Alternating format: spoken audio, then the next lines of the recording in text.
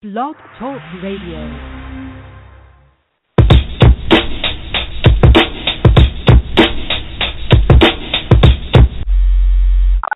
Please take all the necessary precautions to protect your constitution while listening to this broadcast. 3, 2, 1. Coming to you live via the internet. It's time for Rage Against the Regime. Let's get ready to rumble! Finally, a show for patriots, defending the Constitution and uncovering the truth at every turn, bringing you exclusive interviews and covering the topics the mainstream media doesn't dare to touch. Call in and join the discussion at 929-477-3565. That's 929-477-3565. And now, here are your hosts, Bobby Who's the Man and Becky Williams. Rage Against the Regime. I'm the man, I'm the man, I'm the man. Yes, I am, yes, I am, yes, I am. I'm the man, I'm the man, I'm the man. We interrupt all radio and television programs for an indefinite period. Please keep your radio and television sets turned on. This is an emergency. I repeat, this is an emergency. By direction of the President of the United States, in the interests of public safety, hereby proclaimed to be under martial law. Ooh, DJ Hopper.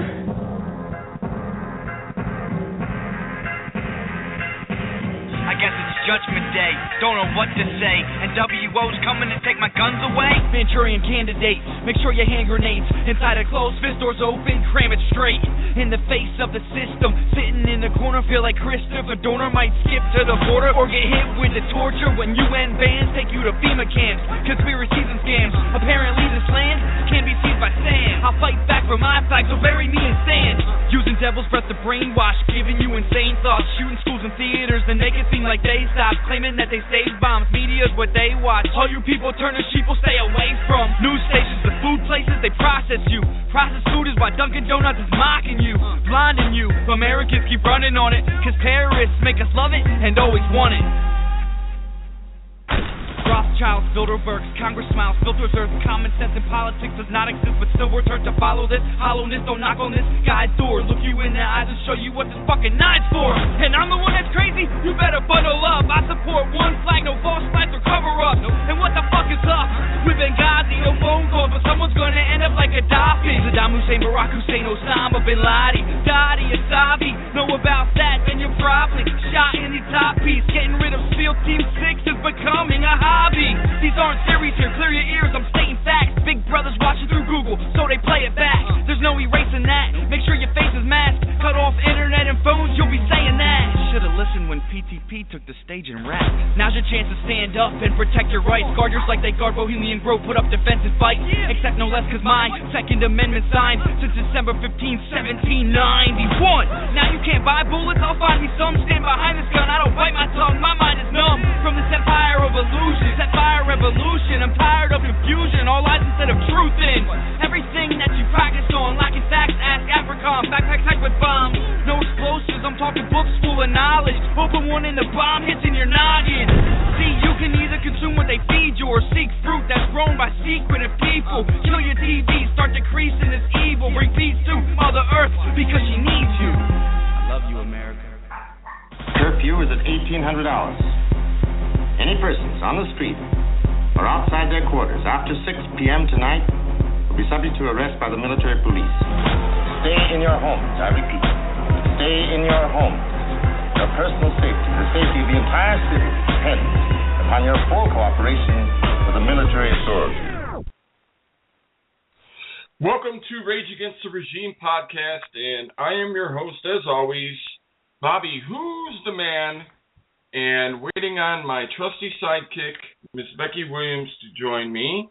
And tonight we have a very, very special guest. The song that you just heard right now is actually a song that I did not want to play, but for some reason the other song that I wanted to play did not load for some reason. And no big deal, but that one was called Judgment Day, and it's by PTP, Power Through People. And let's welcome aboard Vinny. What's up, brother? What's going on, man? Man, fighting the good fight, brother, you know what I mean? Absolutely, trying to keep it going and trying to wake some of these people up, man. But, you know, sometimes they they just don't get it. You know, it's like they don't get it. Oh, yeah. But no, go ahead. No, I was gonna say, yeah, a lot of people don't get it. I used to try to force it on people, and I realized that was the wrong attempt, in my opinion.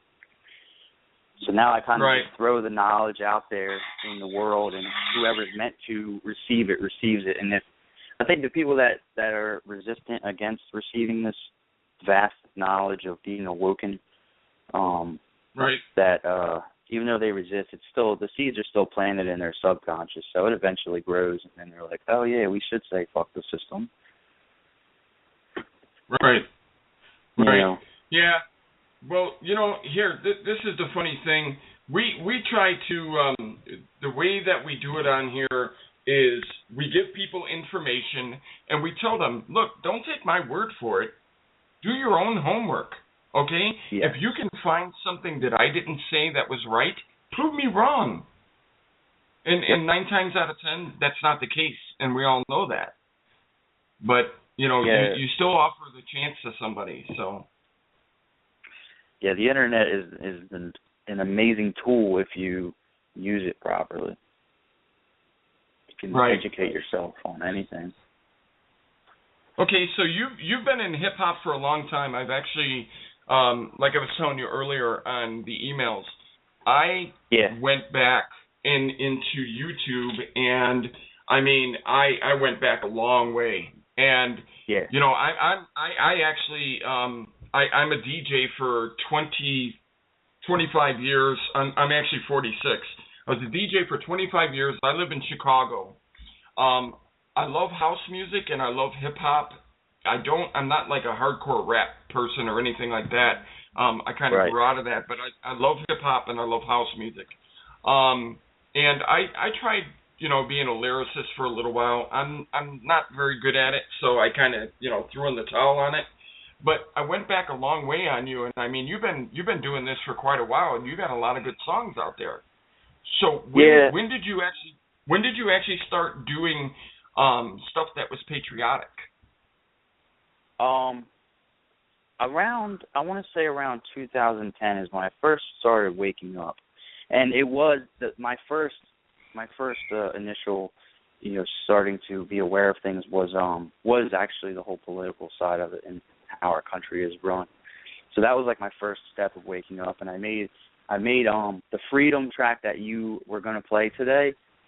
There's a part one to that, and that was like my first video / song I actually made of quote unquote waking up, and I filmed that in DC. I try to film all my Freedumb videos in DC, but that was like my first initial wake up call, kind of, you know, start full force seeking knowledge. That was like late 2010, early 2011, and since then it's just been full force nonstop. Awesome. Yeah, because I seen you guys filming some of the videos and stuff, and, you know, I saw you guys, you know, just like chilling in front of some of the buildings and, you know, talking about the area and stuff like that. And then the video where you guys were watching Obama go by. yeah, that I was laughing, funny. man. Yeah, you guys were clowning. Yeah, that was the first filming of the first Freedumb that I shot. I don't know if you saw that video or not, the first Freedumb. But that was, we were down there. Yeah, that was in like 2010, I think, or early 2011. Right. So what? So did somebody like wake you up, or was it just something that you just happened to stumble across, or how did? You know what? I have this basically two wise old men is what I call them. You know, they started giving me a little bit of knowledge here and there, and basically two. My one, I call him, you know, basically like a guru or something. But my one guru gave me a book by David Icke called The Robot's Rebellion, and I don't read at all. Like, I haven't read a book since probably grade school. It just never was my forte. And this book he gave me was thick. I mean, it was a fat book. And he was like, yo, man, check this book out. And I'm like, all right, screw it. And I started reading it, and I could not put it down. And I read the whole book. And that was just like my complete boom, mind exploded. What the hell kind of world are we living in? Because the Robots Rebellion, it goes back like it's like a history book basically, and it shows you how the whole corrupt system that we live in today has been created thousands of years ago, and it's a whole, everything's written in plan. And that book was like my number one, and ever since then it was just like I've been just like give me all the books you got. I want to seek all the knowledge there is. Right. So that was pretty much, actually, Go ahead. Well, you know what? Here, actually, Becky is now here with us. Hello. She had a problem getting on. It looks like.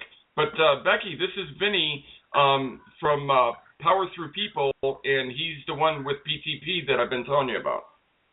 Hey, Becky. Vinny, how you doing, buddy? Hey, Becky, I'm pretty good. Here with you guys. This is actually my first ever podcast too, like / interview, really. I've been offered a few interviews.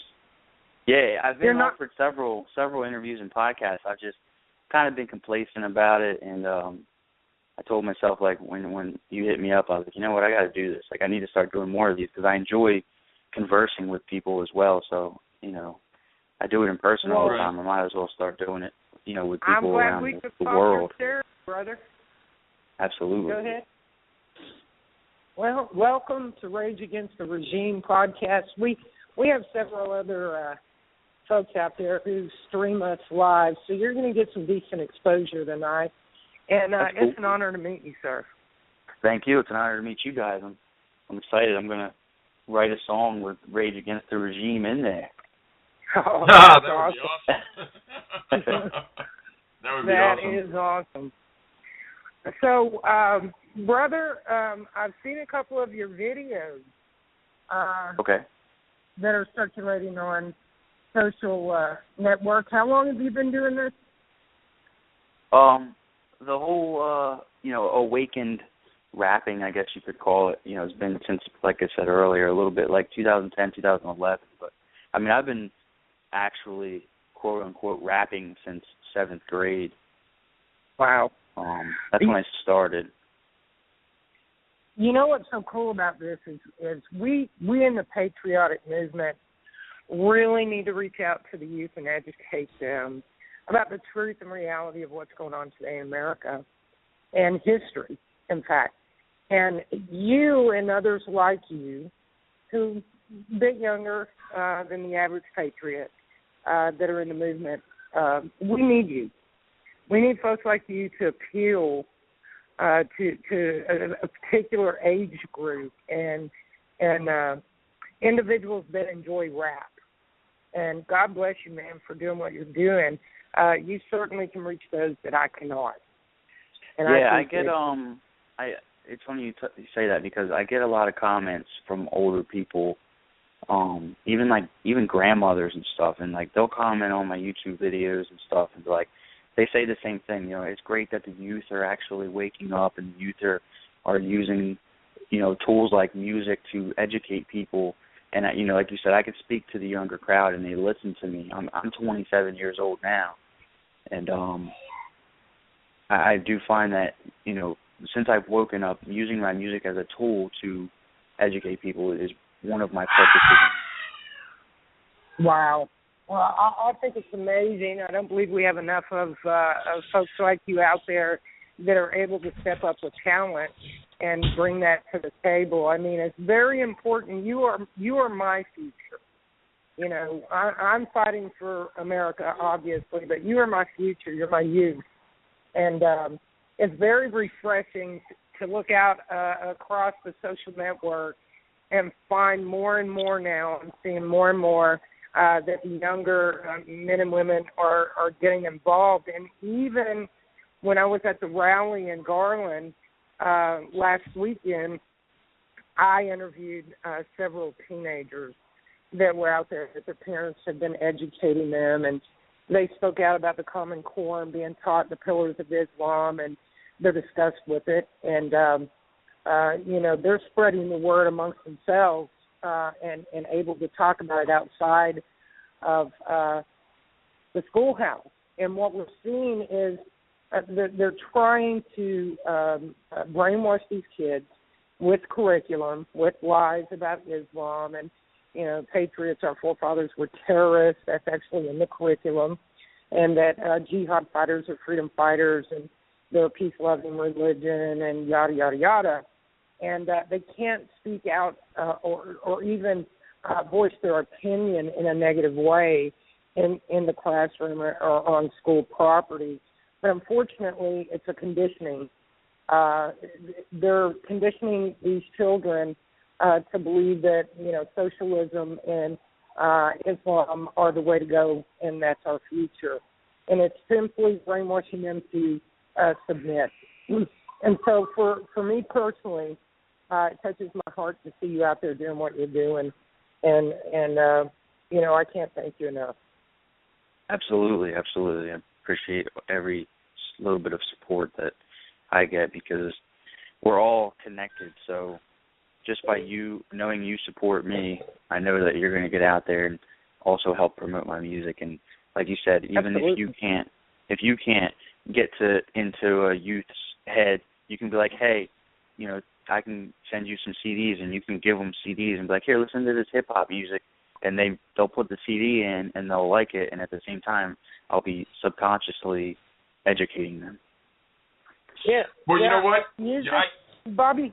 Music has been, and I'll let you say this, but I'll leave this thought. Mm-hmm. Music right now, and for the past 10 years, especially in the hip hop arena, has been used to brainwash our children and demoralize them. So kudos to you for making that statement and understanding what an impact it can have on the psyche of our youth. Go ahead, Bobby. Hip-hop actually has a bad odor to it, I'll say. And people don't actually realize there's a difference between hip-hop and rap, okay? See, Vinny and I would understand something like here. Him and I are musically inclined. We know about bars and 32 bars, and stuff like that. We would be speaking a foreign language if him and I started talking about music because we know stuff about music a lot of other people don't realize. There's a difference between hip-hop and rap, okay? Hip-hop is about the music and about the party lyrics, and something more that you kind of like, you could just like, I guess, I'm not going to say dance to, but it's more laid back. Rap has more of a harder, what I'm trying to say is, hip hop actually gets a bad, people look at it and they kind of cringe when they think about rap music. And it doesn't make any sense to me why people do that because they don't really actually realize what it is before they actually make the statements that they make.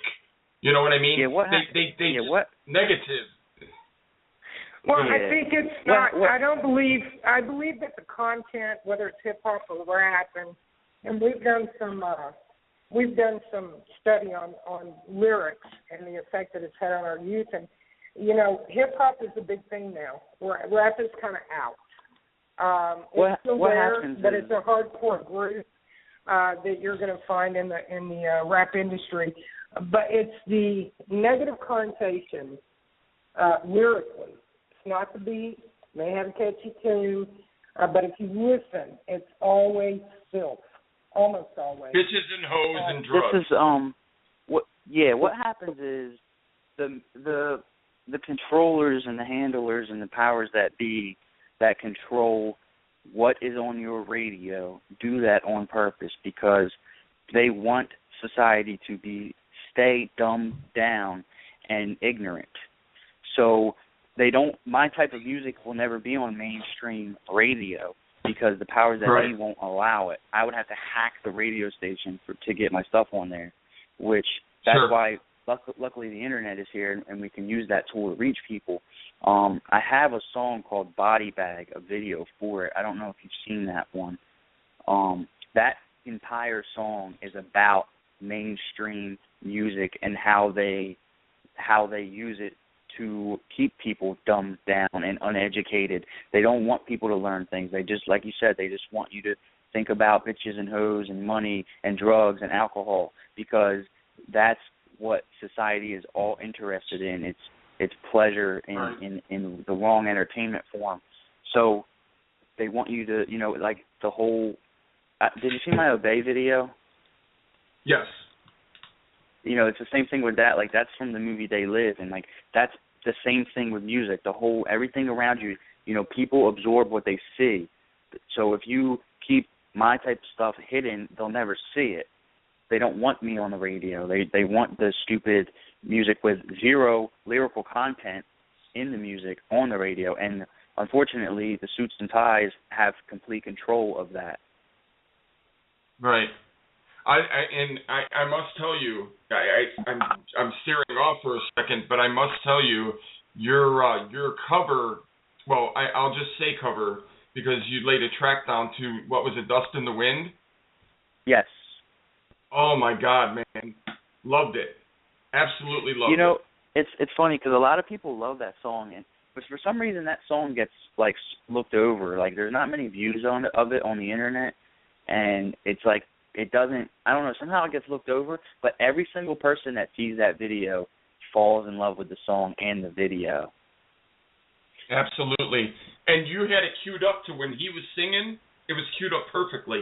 I mean, you couldn't have got it any more perfect. Yeah, I had to give credit to my brother Rory. He does all my video editing, and he definitely did that perfectly with that. Well, you know what I want to do right now? I want to actually play Freedumb. I got it on here finally. I was able to load it. And I want all the listeners to please listen to the lyrics. This is very important to see what kind of music and what kind of knowledge he's dropping on you when he sings these songs, okay, and he raps these. So I'm going to play Freedumb really quick, and then we'll come right back. So here, I actually wanted to play this in the beginning, Becky. I played another song of his called Judgment Day, and I didn't want to play that as much as I wanted to play Freedumb, even though I was going to play both. But here, let's play Freedumb really quick.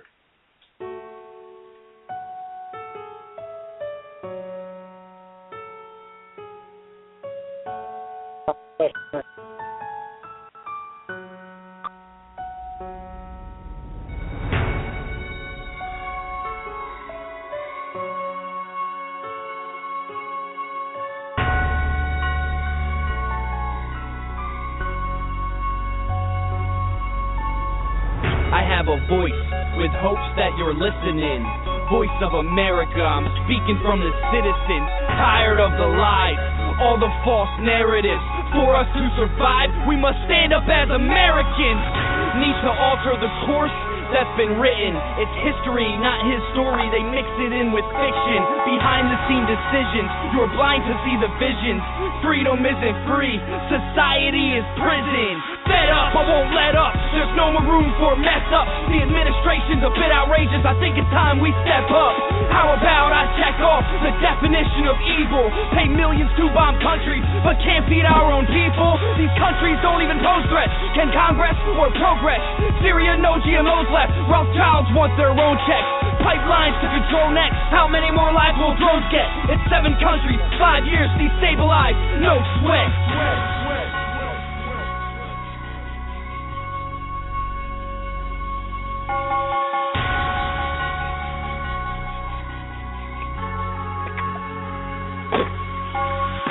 I have a voice with hopes that you're listening.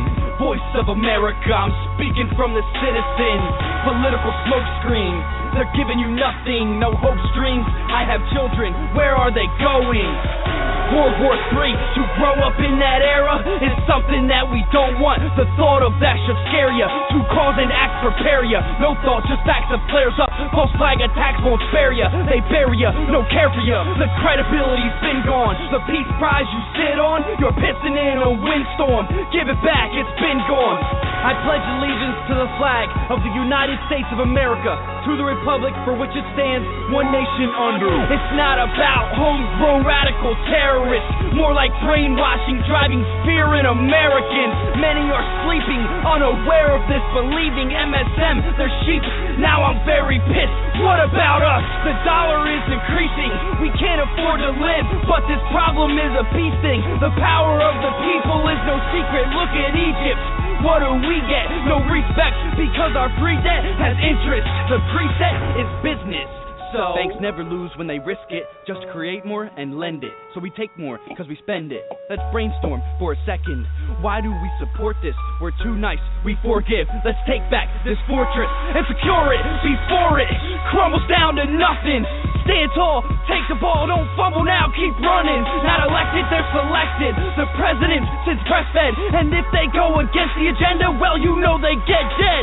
Look at the bigger picture. They make moves to get richer and sit back and laugh at events like Benghazi. Don't talk about conspiracies, shadow governments, and Nazis. They catch wind, their heads spin. Now you're in the hot seat.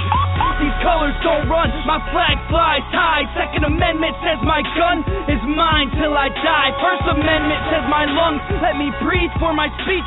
Speak truth, no sweet tooth, sugar coatings for the weak. Impeachment for treason, no reason, because we can. What you're seeing, the agreement, no more bleeding, defeating these demons. Keep shining, believing we're weakened, but we're still here. Your neighbors, don't leave them. Your rights, need to read them. We're human and we need to love each other. All around the earth, I walk on dirt. Treat me like your brother. I love you, please love me. We all should love our freedom. But answer this one question: can you tell me what we're free from?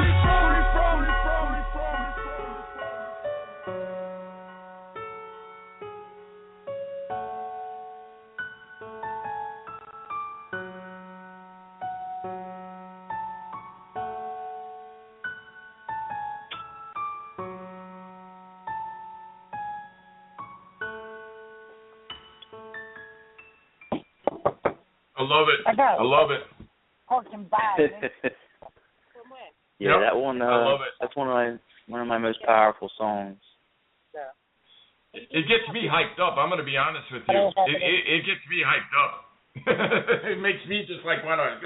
Yeah. That was awesome. That was awesome. Have you guys ever heard of Blaine Cooper? Oh yeah, he's a buddy of mine.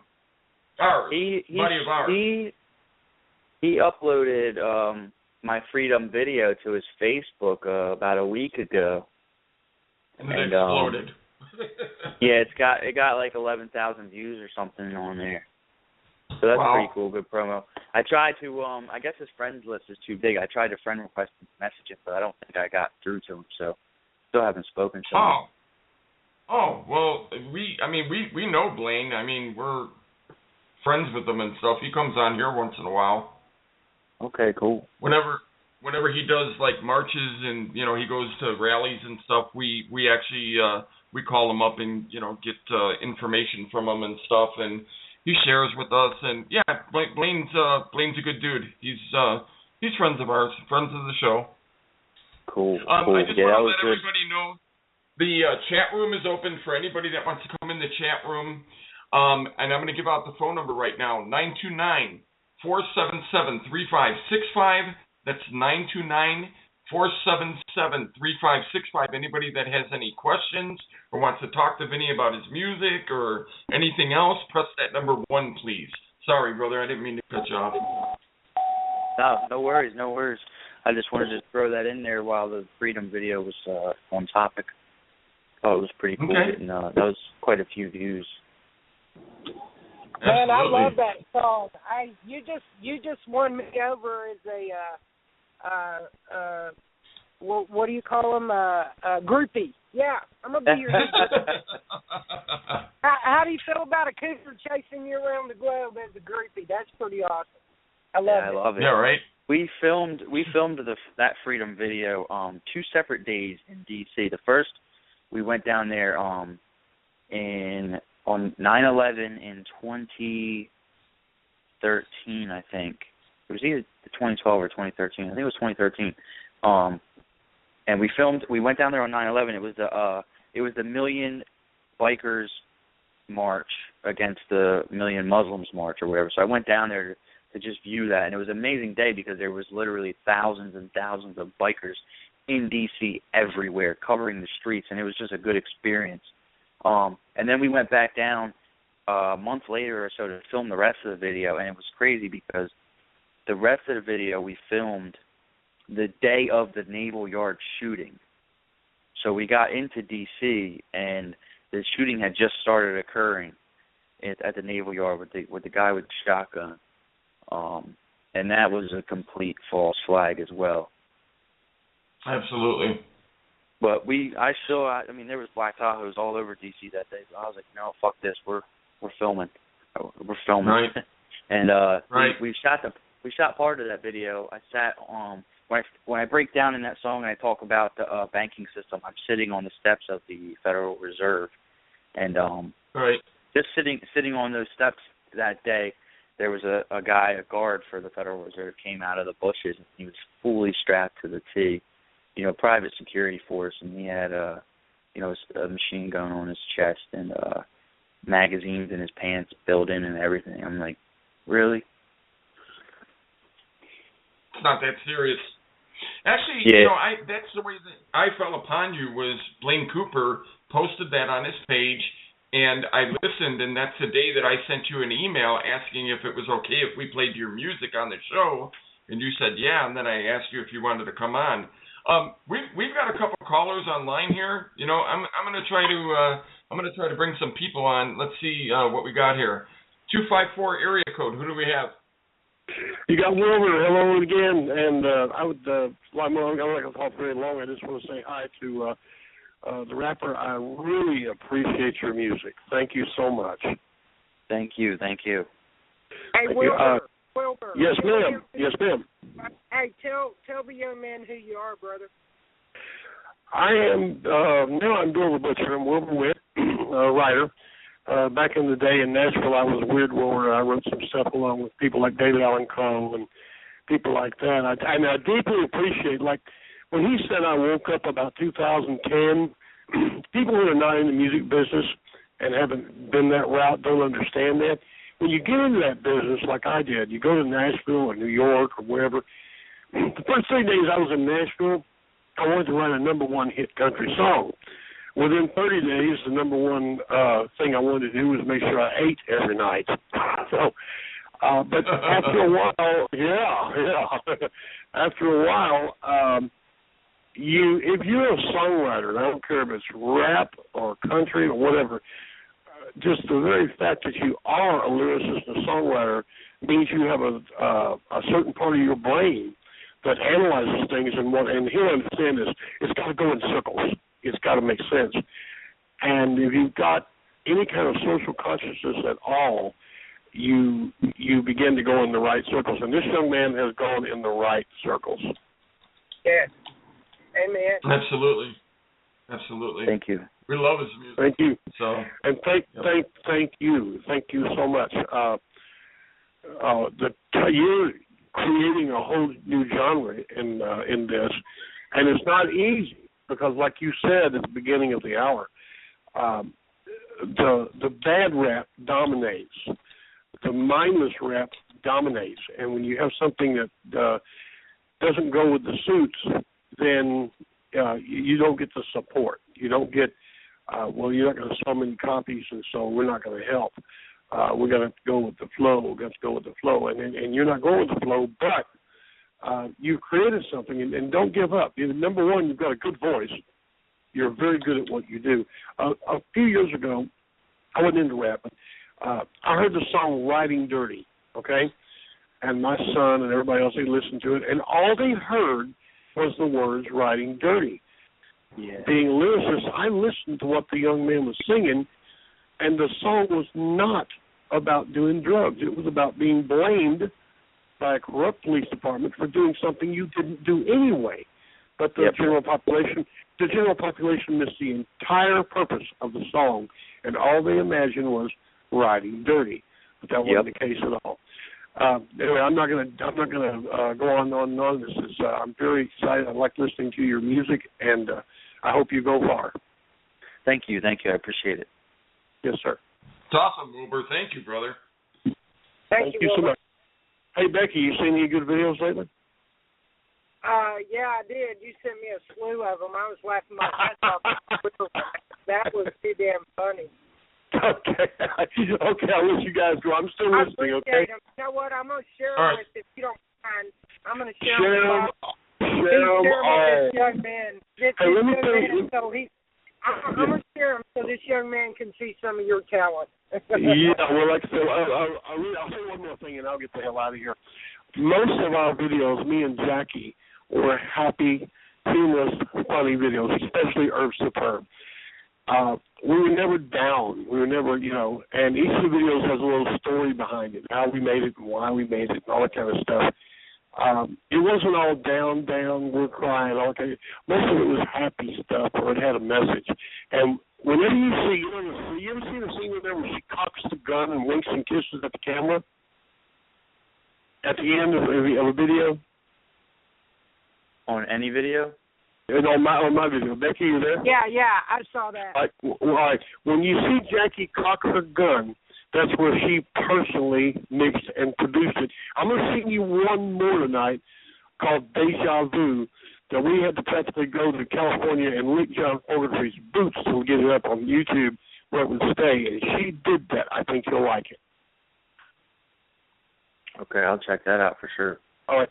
Y'all can be cool. I am listening. I'm just being quiet. Awesome. Thank you, brother. All right, we'll put him back. We'll put you back on hold. All right. Okay, we put Wilbur back on hold. We have some other people that are online here listening. If anybody wants to chime in, or if you have any questions, just go ahead and press that number 1, and we'll bring you on as soon as we can. Now, to go back to the music and the videos and stuff. So, how did you actually do your first mixtape and stuff? Who funded it? Did you fund yourself, or how did that go? Everything is self-funded. Being an independent artist, you pretty much, I live by the slogan: if you want something done right, you got to do it yourself. So, I just save up money and do everything on my own. I have my own recording studio. I have my own music video guy. A handful of producers that I get instrumentals from. Everything's pretty much in-house, and that's just how we operate. Awesome. Awesome. You're actually in luck, man. You've got a couple of producers that are listening in that if you need to reach out to them, you let us know, and I'm sure, being the good patriots that they are, to be able to assist you in answering questions and possibly open some doors up for you in that arena. Absolutely, yeah. I try to keep as much avenues possible for my own personal promotion for people to contact me or reach me. So I do have I have the Twitter, the Instagram, the Facebook, my own personal.com website. So it's like I try to keep all these different avenues, a YouTube channel as well, because just different routes and angles to reach people. Because I'm like a one-man band basically. I'm my own promoter, my own marketer. Everything is done myself. So I rely on the people. That's the whole slogan of power through people. I rely on you guys. It's the domino effect. So tomorrow you might tell somebody to go to my website and listen to my music, or read a blog of mine, or watch a music video, and then they might tell somebody. The next thing you know, 1,000 people later have bought the CD or whatever.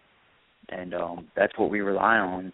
It's the buddy system. What state are you out of? I am in New Jersey. You're in Jersey. Man, that's a shame. I've got yeah. I ran for governor of Texas this last run, and I had many councils. And in that council, I needed a security team. And one of my security guys was a vet by the name of Scott Burns at the time. He actually runs the board for a parody group called Pooh Live Crew. And you want to talk about an amazing band. I wish you were down here because, brother, I could get you booked with them. Wait. You're in Texas? Are you talking? Yeah, I'm in Texas, yeah. Okay. Becky, did you say two white crew? No, I said Pooh, P-O-O, Live Crew. It's a parody. Yeah, I know who they are. Okay. Yeah, I thought you said two white crew because we have some rappers here that do covers from old music, old hip hop songs from, like Wild Thing and, stuff like that, and some old Kumo D stuff and stuff like that. And they're here. I was thinking, holy cow, are they that big? Becky, where are you at in Texas? I'm at Dallas, Fort Worth. I'm probably 20 minutes from the airport. I live in Arlington. Home of the Dallas Cowboys and Texas Rangers. Okay, 'cause my grandparents live in Texas. They live in Brownsville. Oh, yeah, they're down on the border. God bless them, man. Yeah. They're getting 85 down there.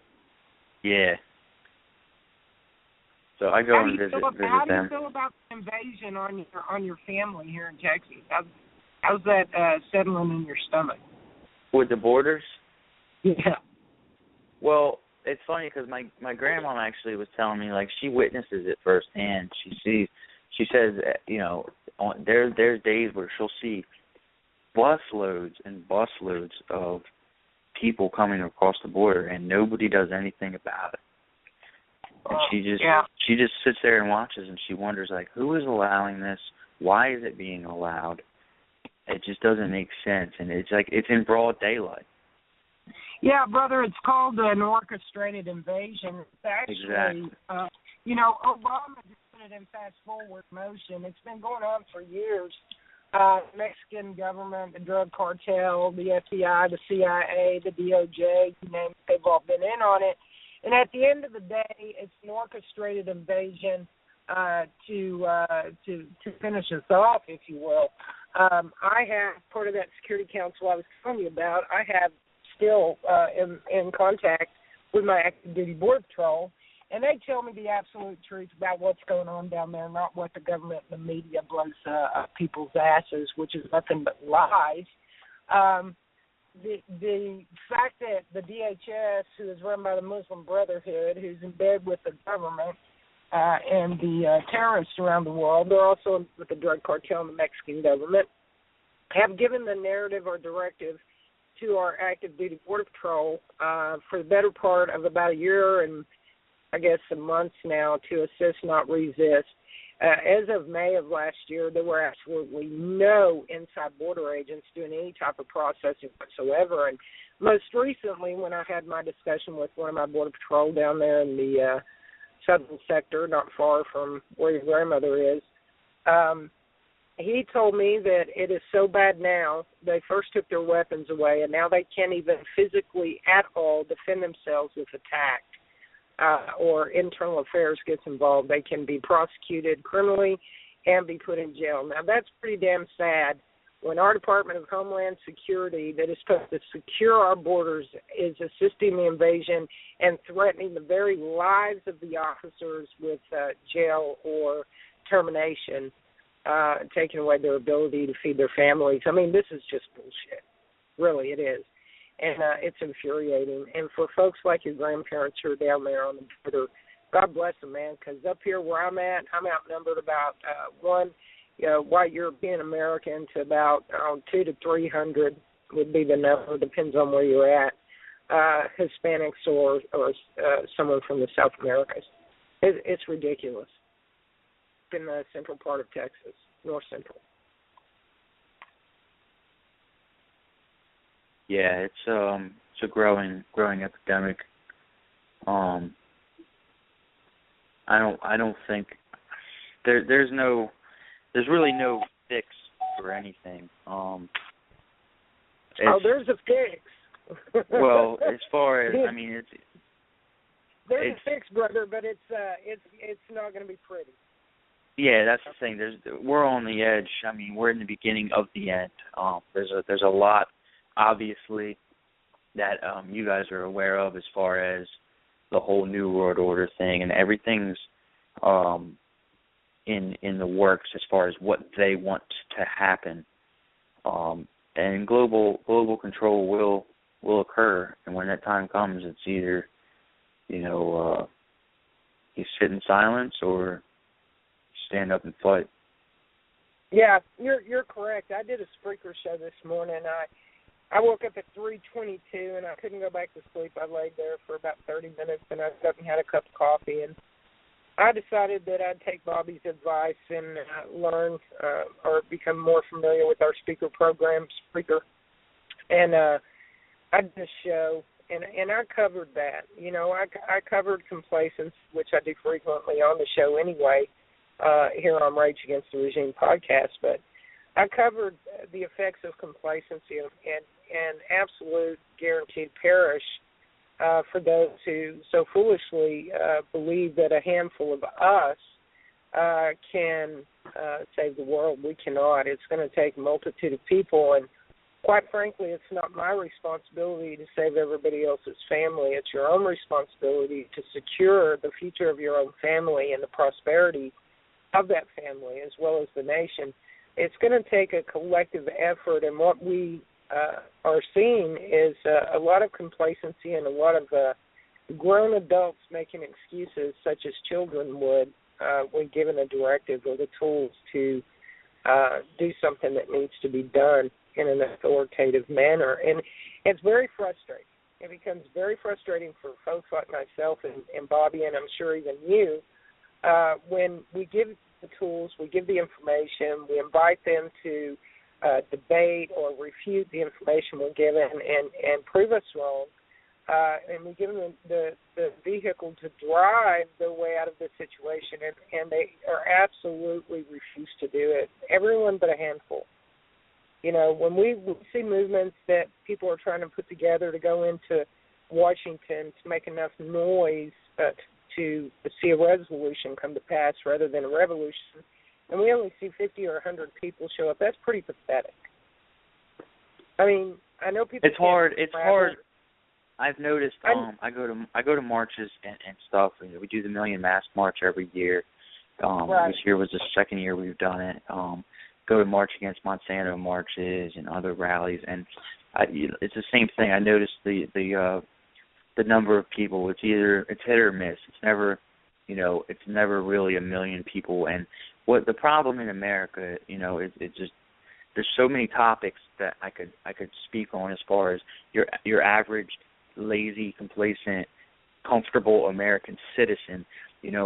America is a convenient country, so it's like, okay, well, let me wake up today and, hey, there's a march going on downtown about, people protesting specific topics. Well, I can go to that march and spend my day, trying to educate people and wake up the rest of the people out in the streets, or I could just go to McDonald's and get a cheeseburger and come home and play my Xbox. And most people are going to choose the McDonald's route because we have that convenience, and people are complacent and lazy, and they'd rather just sit in their living rooms and play Xbox while eating French fries. And it's a shame, and I keep trying to wake people up. And like I said, I used to try to force it onto people, and that was more of a draining my energy than anything, because people really don't.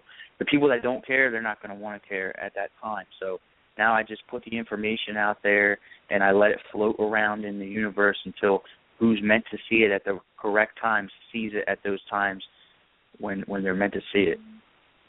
This is the thing that we it works lot. Better for me that way. We actually have talked about this quite a bit. Blaine Cooper and then Manny Vega, people like that go to Washington. They go out there to go help out, play these different marches. We'll just say Operation America Freedom, Operation this, Operation that. And 15 people will show up and go out there, and the numbers are sickening, that we get nobody to go out there and stand up. But let your cell phone be turned off, any kind of electric gadget or whatever, let it be turned off for a few minutes, and you'll go running to get that damn thing turned back on. But you won't go out there and stand up for our Constitution and for everything that our forefathers, went out and fought for and got us to this point that we are today. People won't go out there and stand up for those rights, and it pisses me off, And then here, take for instance, you go to say we all go out to dinner, okay, and we go to a restaurant and go sit down. look around the room and see how many people are actually paying attention to their phones and need to know what the hell's going on Facebook, or need to know what the hell, who tweeted what, or Instagram, or Snapchat, or whatever. Everybody is so focused on their telephones and on their gadgets and everything else. Nobody gives a damn about anything else right now. And it gets me so mad that no support is there. Washington, D.C., are you kidding me? They're standing on the Capitol fighting for our rights and trying to stand up, to the government. And when you got 15 people out there, do you think that voice is going to be heard? Absolutely not. It's like an irritating mosquito. They could give a shit, Exactly. Yeah, and that's one of the main reasons we try to make sure, like, even if we don't film a music video at the marches we go to, I at least bring my brother Rory to film just footage of the march, and we can take that home. And like, it's like, all right, well, the people that weren't at the march or didn't see it, now we have actual video footage of it, whether it's a music video or just footage of it, and then we make up interesting, entertaining videos on the YouTube channels, and then I use that as a tool to educate people as well. Outstanding, brother. You're doing it right. You're doing everything you can. I see that our biggest problem is, outside of the complacency, is time. Time is a factor right now. We know that this, and I won't call them any names, Bobby, I promise. Please don't. In the White House, this maggot, he has put everything on fast forward. He really has. And, Bobby, I'm not going to call him scum. I won't, I promise. But she loves doing this to me because she loves it when I get hate mail. Go ahead. No, go ahead. I won't. No, I'm really not going to cuss Islam tonight, that Muslim piece of shit. But anyway, what happened was he put it in fast forward motion. And they've had years, literally more than 100 years, to devise this very intricate plan that has so much simplicity to it, it makes you want to vomit when you figure it out. And they've done it to send us in circles like a bunch of squirrels looking for a tree to climb to find a nut. And so they put all these shadow government, umbrella corporations, the Illuminati, cabal shit for us to dig through to find out that there really are only 3 major components to what they have done to destroy the countries, not just ours, globally. And they knew that by the time minds like ours figured it out, think tanks that we put in place that worked diligently day and night, people like Gene Smith, Carol Ray, Joanne Moretti, JoJo Norton, folks like them that do nothing but constant research to find the truth on matters, and then they impart that wisdom to others.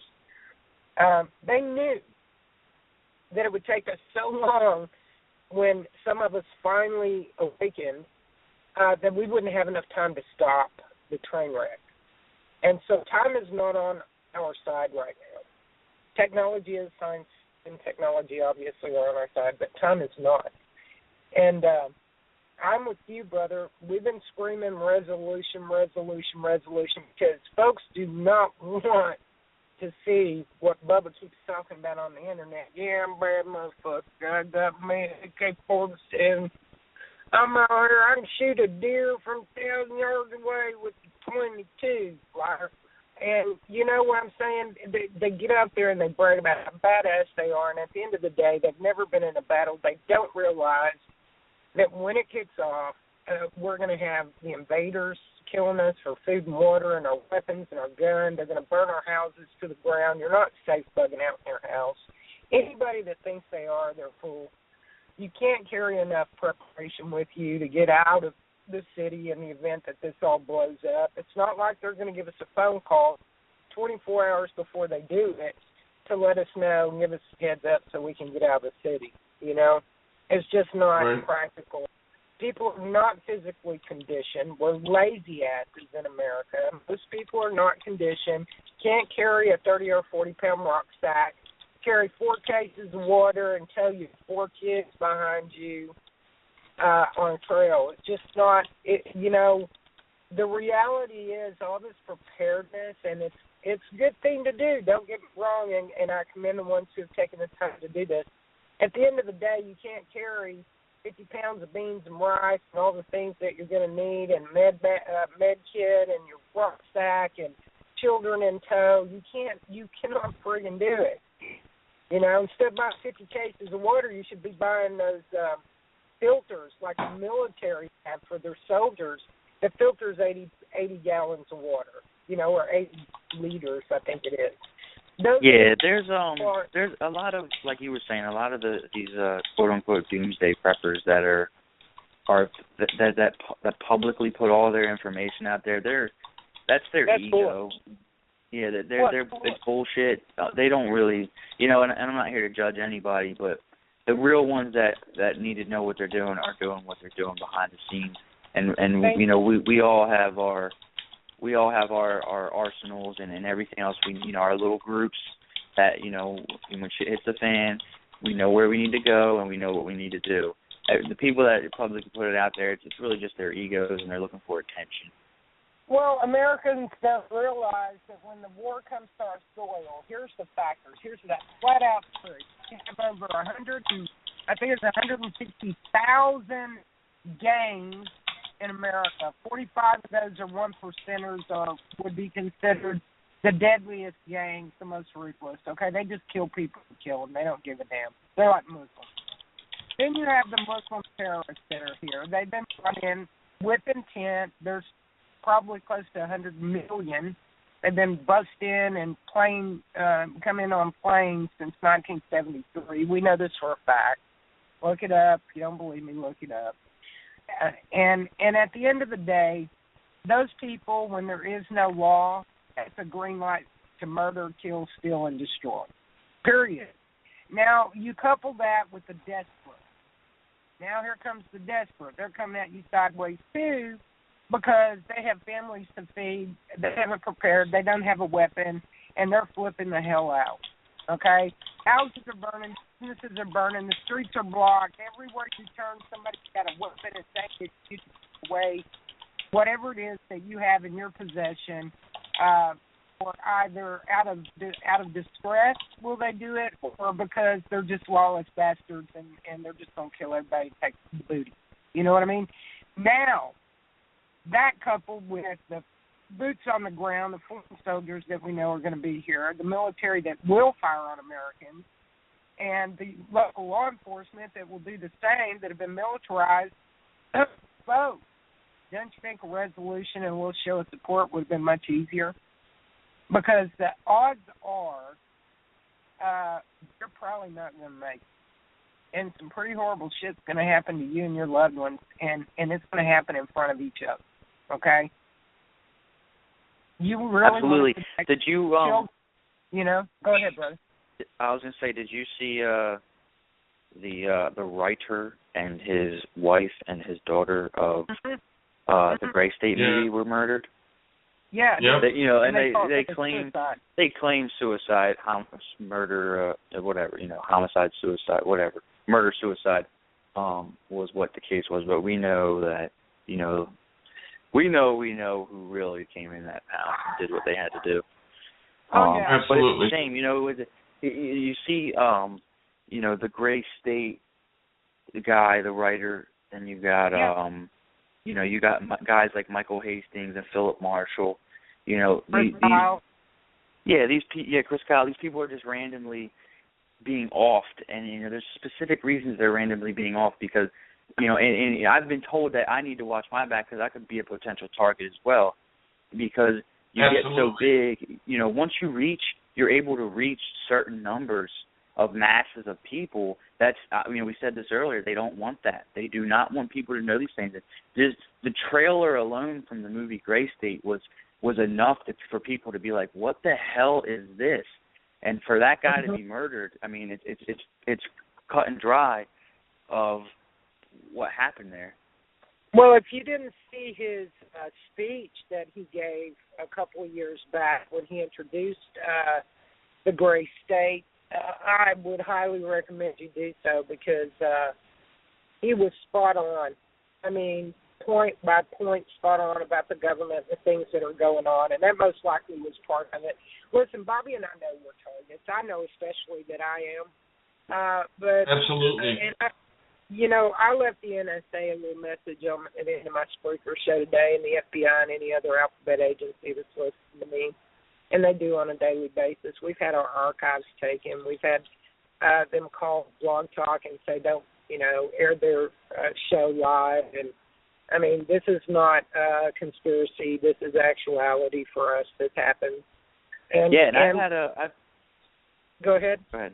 I was gonna say I have to strategically do everything the way I do, because at the same time, like, I know they're definitely watching me, but like, I've seen several close friends of mine have had their Facebook pages just completely deleted. I had a friend on Instagram who had 43,000 followers, and Instagram deleted his account and said, "You don't follow our guidelines," and that's it. That's all they said. They would give him no more reason. They said, "Your account's deleted." He had to create a whole new account and try to find his followers again. And it's like, every day I'm like, man, I hope I don't, I want to reach more people. That's my goal, but I have to strategically do it. And, I think the way I do it through the music, it's a little more strategic as far as, hey, I'm out there. It's halfway entertaining as well as educating. And I'm not just on, I don't just have just a Facebook page where my followers are limited to one source of finding my stuff, because at any moment they could just be like, oh, well, you know what, we don't like your Facebook page, so it's deleted. And, then if people could be like, I have global fans, so they could be like, where did PTP go? But that's why I've made so many different avenues, with different social networking and my .com site and, all that stuff, because you never know at any time. They don't like what you're doing. They don't like what we're doing, and it's like, oh, well, once you're in someone's cubicle and they look into your file and they're like, all right, well, let's just delete this guy's Facebook, or let's have this guy hit some black ice on a snowy night. Yeah, right. We've seen a lot of patriots disappear off of Facebook, off of YouTube. We know patriots that got arrested and charged with stuff that they had no business being arrested and charged with. And these are guys that work on the borders. They go down and secure our borders and help out Border Patrol, and they still get their camps raided and shook down by the police all the time. And it's sickening. It's sickening. So, pretty sad, man. Becky and I know that we painted a big bullseye on our backs, but you know what? We're not going to stop doing it. The only way that they're actually going to stop us from doing it is to do what they have to do. We're going to sit here. We're going to keep sharing information. We're going to keep educating people and allowing people to share their information, and that's it. Yeah, and on the same topic, it's like, we can, the powers that be, there's so many greater forces out there that people don't really, either they don't want to believe in or they just don't believe in, as far as the whole mind control thing. At any time, any of us can be put under mind control, and say they could set me up where my Judgment Day music video is pretty radical. So they could take that video, and say, oh, well, we can mind control this guy and make him radical. And next thing you know, I become the next Aurora movie theater shooter. Oh, this guy's a crazy guy with a bunch of guns. So let's do what we got to do to put him under mind control. Manchurian Candidate shit. And next thing you know, I'm set up as a crazy shooter. So they make me do whatever I do to implement more of their agenda.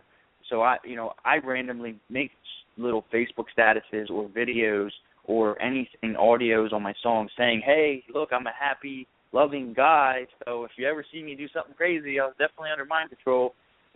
So I put that disclaimer out there because, I may sound, to your average person, that's going to make me sound like a weirdo, but it's very real. And, when you go into these topics of whether the Naval Yard shooting or the Aurora shooting or Sandy Hook, and you really, really look at the fine line details, and with the Internet, we have that tool to look at fine line details these days. We don't, the masses many people are waking up more and more. It's becoming a crazy, rapidly wake-up session because of the internet. So your only source of information is not just your 6 o'clock news anymore. So now it's like, a lot of America still is, under mind control from the mainstream news. So they do believe in their 6 o'clock news, and those are the people that we're slowly reaching out to, because I don't have television, I don't watch the news, I don't have a TV in my house, I don't have none of that, because it's all complete brainwashing, mind control in itself. And with the information these days, these false flags, these 9/11s, all this stuff that's occurring, we're able to go on the internet and really seek information, and we're able to talk to other people around the world and discuss these topics and say, hey, this doesn't seem right. And when things don't add up and you see certain people in the same areas and the same things happening, and whether it's, there's so many different quote-unquote conspiracy theories we could go about, and it just makes sense, the things that make sense. And when something makes sense to me as far as these false flags go, I believe in it. And it's just, like I said, the internet is an amazing tool that is helping people become aware as well. Right. One thing that's really scary when you were just talking about what you were talking about, with the mind control and stuff, not even just that, they can go on any mainstream media and say, this guy's a killer, he went out and did this bombing, he did this, he did that, and they can plant it all over TV. Nobody would know the difference, just like these kids in Boston. I don't think those kids had anything to do with the Boston bombing, okay? They tried to kill that kid in that boat, okay? They tried to kill that kid in that boat. They lit that boat up, and they didn't have the lucky shot, and the kid made it, okay? That's what I think, and that could happen to anybody at any time. Oh, absolutely, and that's why I said, I put these disclaimers out there so people know, like, hey, Vinny's okay. Right. Yeah. Because I always have that little bit of, quote unquote fear in the back of my mind of, hey, at any moment these people could do what they got to do to put me under mind control, and next thing that they could twist my music to make me seem very radical. Absolutely. Well, and if you notice in my music too, if you watch all of my videos and listen to like all my songs, you'll notice every song I mention something about love. Usually towards the end I wrap it up. It's like my song could be the most hyper radical song against this control system of a corrupt government, but at the end I'm always like, hey, don't worry, America, I do love you guys. Right. Wilbur's got his hand up. I don't know if he's got a question. Go ahead, Becky. No, I was going to say Wilbur's got his hand up. I don't know. All right. My disclaimer, brother, is, and I preach it, as radical as they think I am. I preach it all the time, resolution, not revolution. Bobby can attest to that. So can the others that listen to my show. I get pissed off because people won't stand up. But the last thing I want to see is blood flowing like rivers in my street. I don't want to see that. I agree. Right. Yeah, I don't think any of us want to see that. You know what? I'm going to go back to Wilbur because he's got his hand up, and I think maybe he's got something to say. You got something to say, Wilbur? Wilbur? Wilbur. I guess not. I'm going to put him back on hold. He just happened to have his hand up, so I didn't know. Yeah, it's a damn shame, but you know what? Like Becky was saying, if we could have more youth part of this movement, which I think that's happening now. A lot more kids and younger people are getting, they're becoming part of Anonymous, and, they're going out here and doing the marches with the people for Anonymous and stuff, and it seems like they're getting more involved, and that's what we need right now. I mean, without that, we're nothing. Absolutely. I'm a big supporter of Anonymous, and if you notice, I'm always got the masks around and stuff. Yeah, The whole Anonymous thing. Anonymous is something I feel people can believe in as far as unity goes, because not everybody is willing to stand up in front of a crowd or something and speak. Not everybody has that willpower in them to express themselves openly and freely in public like I do. So the whole thing with the mask is I look at it as a symbol. It's I don't really wear the mask too often. I just have it with me. It's a symbol of, hey, you know what's up. I'll have people give me head nods and shit out in public. And I look at the whole anonymous movement and growing. It's been growing and growing more. It's mainly the whole hacker thing, as far as hackers are obviously anonymous hackers doing what they want to do to help humanity. At the same time, right. It's grown more because you can go. There's people at these marches that will be completely anonymous, and they'll wear their mask and a hoodie or whatever the entire march. They'll never take their stuff off. And I feel like that, if you need that to be comfortable, that's okay. I understand, because maybe you don't want people to know you're out here fighting against the government. Maybe you're actually a police officer that is just a police officer because you got to feed your family and work your 9 to 5. But you know what? You don't really support the government control system. So you don't want your fellow police to know you're out there, really, not really against the police, but against the control system government. But, so they can wear their mask the whole time and feel comfortable about protesting and being there in person and being another body out there in the streets helping do the chants that we do and pass out pamphlets that we pass out to educate people. And that's what I'm really loving about the whole anonymous movement. And like I said, at the same time, it's a symbol. People see the mask, they think, the V for Vendetta movie has a really good meaning behind it. So people watch that movie and then they feel like, hey, you know what, this is a unity thing. We can all stand up. That's the whole power through people thing. Through me and you, we can change the world. But it starts with you inside of yourself. And it's growing. I've noticed it growing more. The more I've grown in the past few years as far as waking up, I talk to people all the time, and they tell me the same thing. 2010, 2011-ish, a lot of people really, really started consciously waking up. And, right. For the whole anonymous thing, I love it. I love the fact that it's standing up for something. And if you don't want to be that guy with your face out in the crowd because you do not want to become a target, you have the choice to wear the mask if you want and still be there in support. Okay.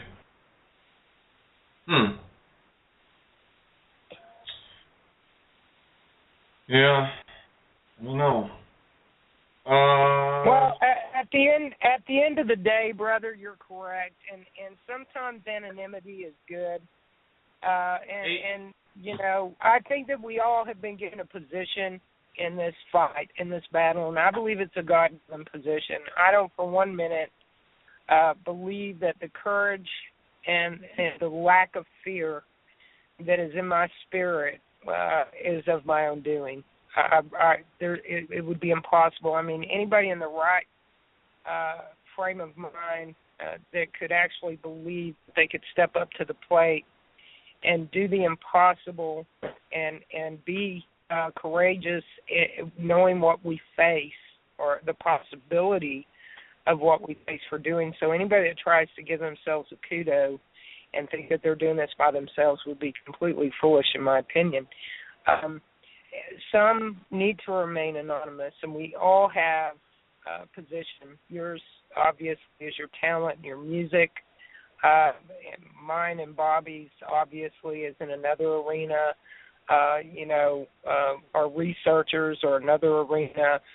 And I understand to the nth degree the need to feel as though you're protecting your family by showing inaction or complacency. I do understand that part of it. But what I don't understand is that when you're facing certain, your fate is to perish, period. That's their intention for us, enslavement and genocide. And you are only prolonging the inevitable The disease is already here. You're guaranteed to get the disease of death. Period. I mean, end of the day, this is what you face.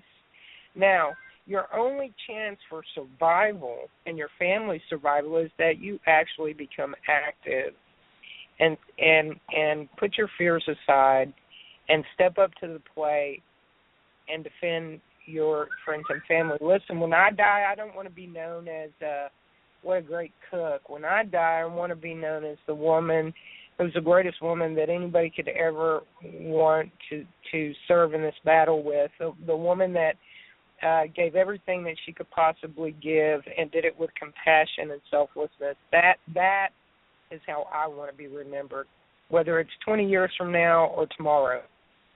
You understand what I'm saying? And so absolutely. To each individual out there that's listening that has been apprehensive for whatever reason, I'm hard on everybody. I'm not just picking on you. I pick on everybody. And I'm not talking to you, sir. I'm talking to the listeners. But at the end of the day, I do love you, and that's why I fight like I fight. That's why I've painted the target that I've painted on my head. I mean, I'm sure that 1,001 ways that they can get me. It's certainly not going to be in my house unless you just burn it down. I mean, hell, I'm ready if you come to the house. We're all going to go to hell. But at the end of the day, you're correct. Black ice, motor vehicle accident, drive-by shooting, some crazy bastard in a mall. I'm a target wherever I go. I never go the same direction twice when I leave my house to get to any venue, even to the grocery store. I never take the same route. I watch myself constantly in my surroundings, and I gird myself up with protection. Okay. Yeah, and it's very real. It's very real, and we know that because we see these truthers get quote unquote kill themselves and kill their families. Like, it just doesn't make sense. All these people that are involved in the whole truth movement, certain people just start to die off in random car accidents, and that makes no sense. Yeah, exactly. And this is, we all have a destiny with death, and I've said this before, and Bobby will back me up on this one, so will my listeners. We all have a destiny with death. Some of us know when we're going to die, or an estimated time as to when we're going to die, either by disease or suicide. That would be those two cases. And then the rest of us, it's just a guess. But I can guarantee everybody that's listening to me right now, you will die. It's a part of life's cycle. The beginning of one end and to another journey in life, which is eternity. And so we're all going to die. So what the hell are you running from? Exactly. And if you're not going to die, give me whatever you're taking so I can not die too. Yeah, right. I know, right? But I mean, it's inevitable. Yeah. So either you're going to die on your knees like a sniveling little bitch, or hidden in a closet somewhere, or in your home, or you're going to stand up and you're going to do every damn thing that you can to assure that your children have a long existence, and it is without tyranny and being put in imminent danger by the likes of the devil's minions. That would be Islam, the drug cartel. We lose more people every year in this country at the hands of the murderous bastards that come across that border, foreign invaders, than we lost in a 12-year Iraqi war. Seriously. Now, if your family has not been one of those unfortunate families that has lost a member to a drunk driver or a murderer or a pedophile or a rapist or whatever, they do all kinds of shit when they come over here. We don't know who they are. And then they run back across the border. But at the end of the day, or they go to jail and Obama lets them out. Now, I'm not going to call him a Muslim piece of shit, Bobby. I called him Obama. Lets them out of the prison system and turns them back out onto society. Known felons, violent offenders. He just let 36,000 of them go into the streets of America to wreak havoc on the rest of us again. But at the end of the day, that alone, knowing that your family has the same statistical chance of becoming one of those victims, ought to piss you off enough to get out of your house and get in the face of your congressman, your local government, at your capital and at the White House to say, bullshit, we're not taking this. That's an unconstitutional act. That's an act of treason. You put us in imminent danger. You bastard. You're an accessory to murder. You need to be taken into custody right now, and we're here to do it. Exercise your right. I hear about people all the time that you know, we have a Second Amendment right, and I got my weapons, and nobody's going to take my gun. It says right there, the reason they give it to us is in order to assure us that we don't fall to a tyrannical government. Shut up, you big mouth piece of whatever. Shut your damn mouth. You are claiming a constitutional right that you absolutely just told me you know what it's for, and you refuse to act on it. Shut up. Yep.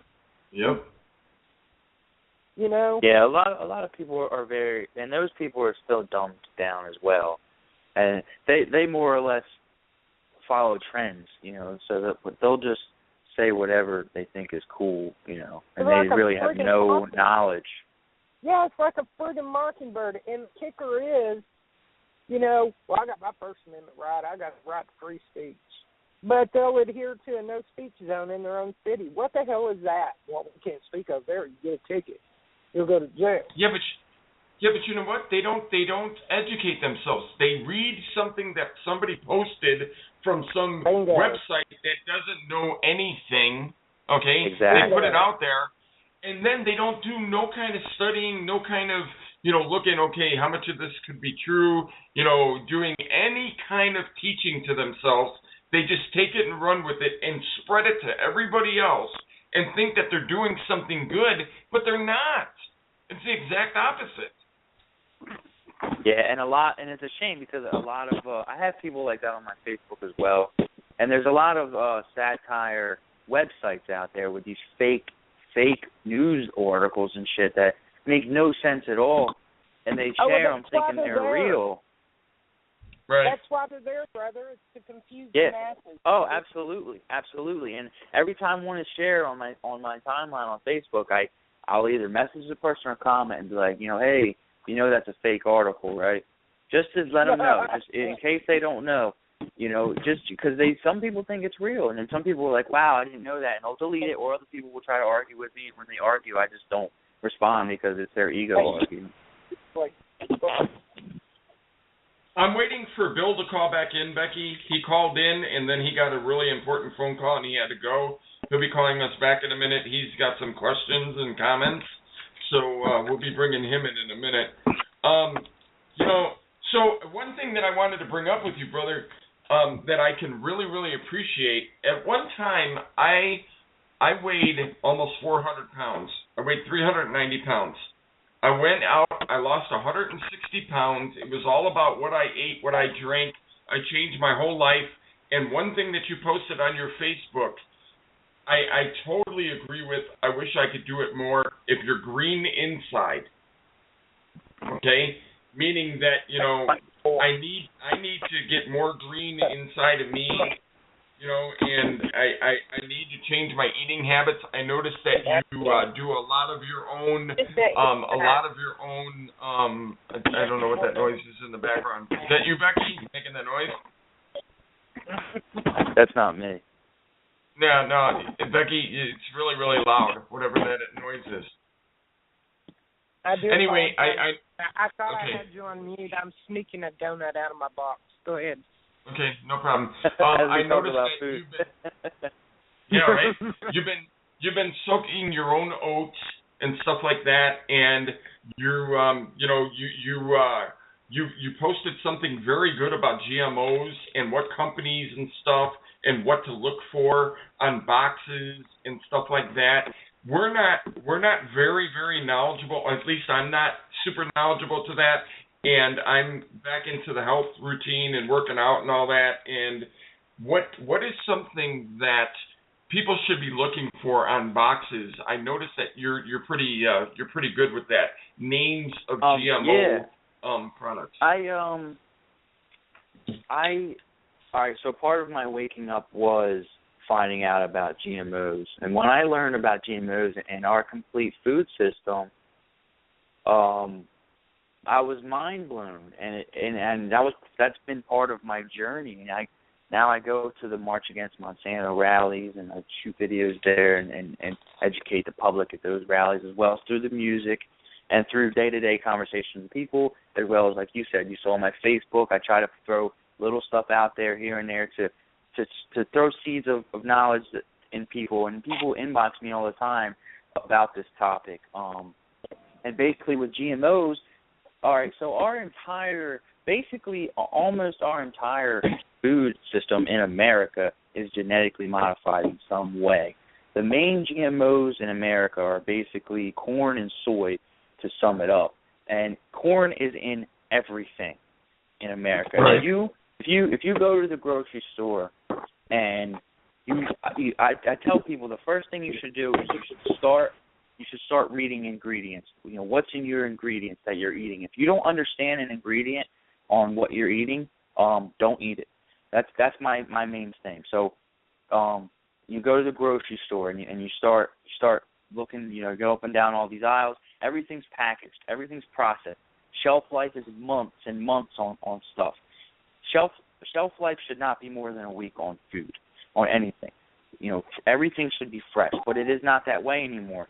And the powers that be have, that's part of the control system, because the food we eat also dumbs us down.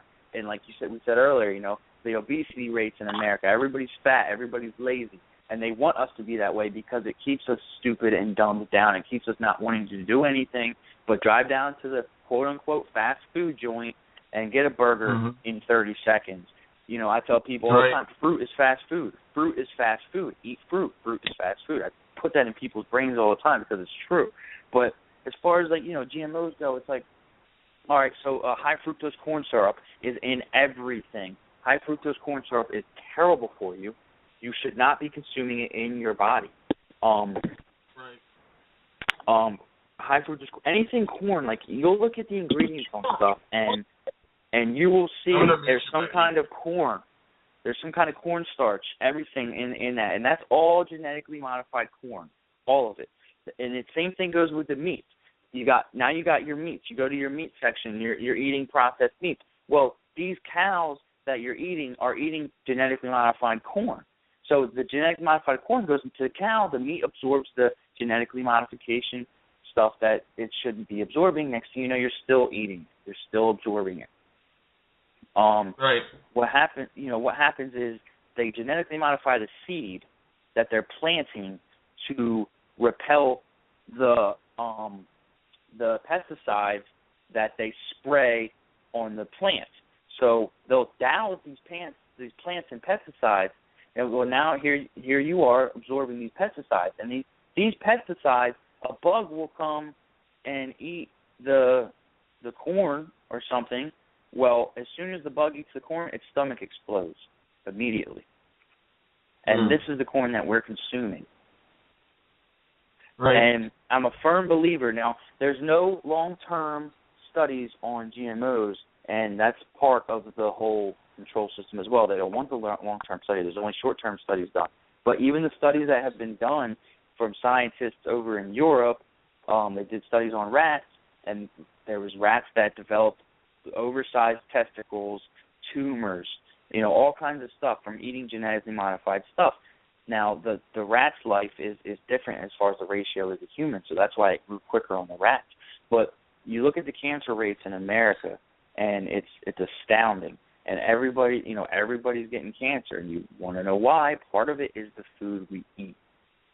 And I tell people all the time. So now that, you know, I've become aware of it, and I've educated myself tons and tons on what we're eating and what we're consuming.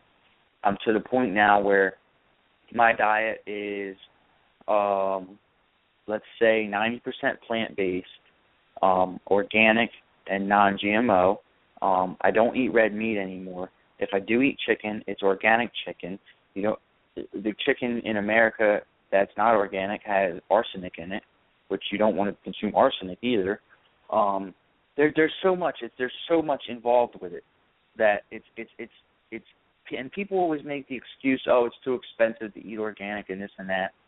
And I tell people, well, you know what, you can pay now a little bit more for your food, or you can pay later for your prescription bottles that you're going to be taking for the rest of your life. Because once you get these diseases and these, you know, these once you get any disease, say you get diabetes from eating terrible, well, now they, you know, the pharmaceutical companies, everything's connected.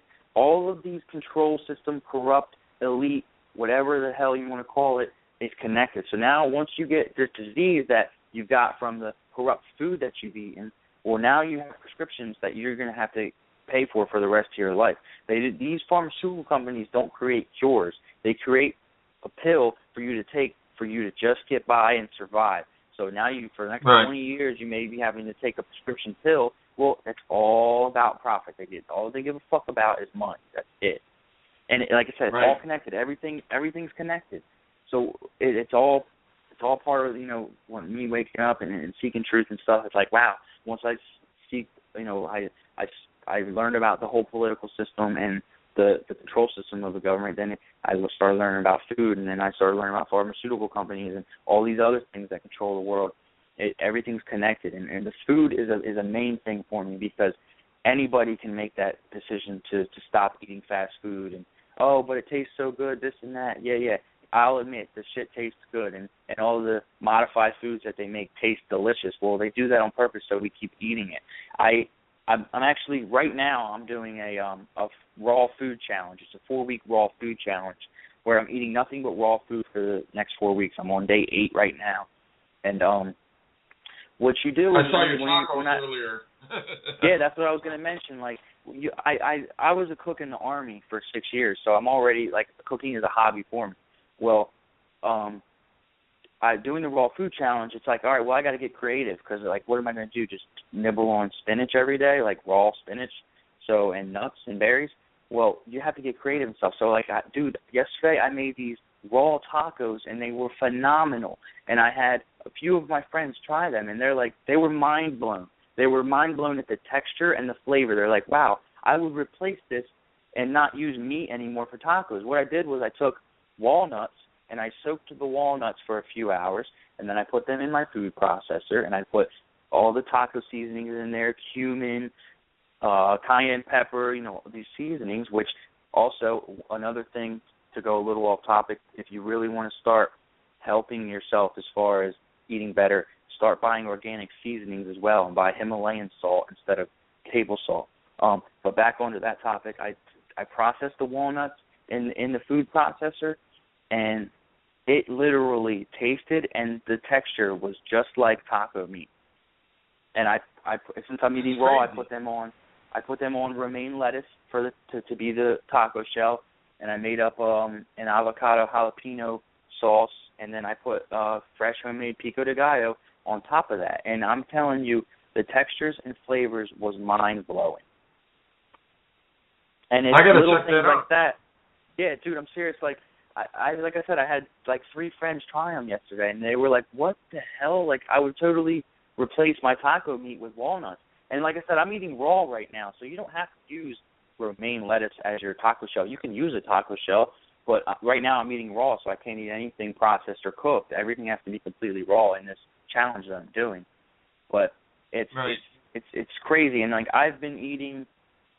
You know, you can't eat completely non-GMO in this country. I mean, you can, but it's going to be really hard. So I always shoot with the number 90%.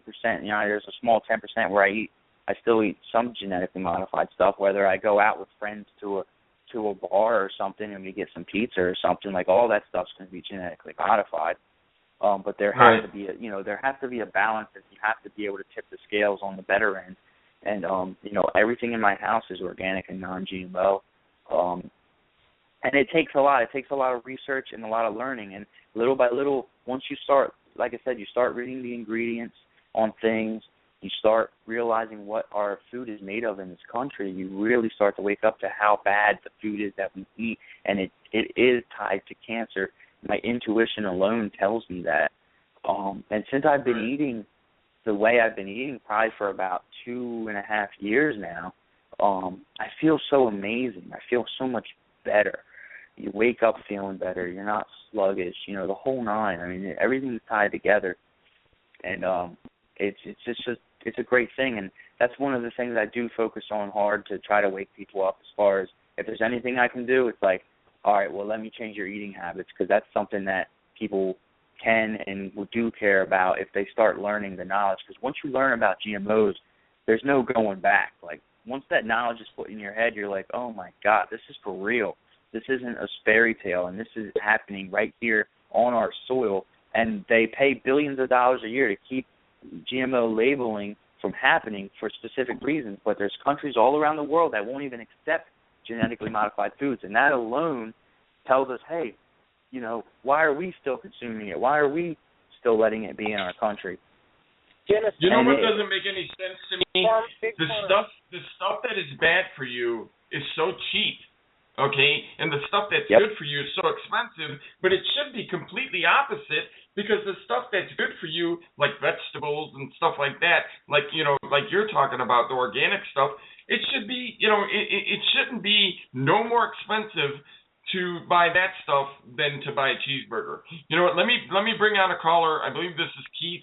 Hello, welcome aboard, Keith. Well, hello, Bobby. How are you? Well, I be doing fine, sir. How about yourself? Doing pretty well. Welcome aboard. We got Vinny on from PTP. Yeah, I was going to make a couple comments to him, but I may comment to you if I may real quick. First is that your Freedumb deal is tomorrow here. Freedumb Summit that you were going to, that you've been talking to me about? Right.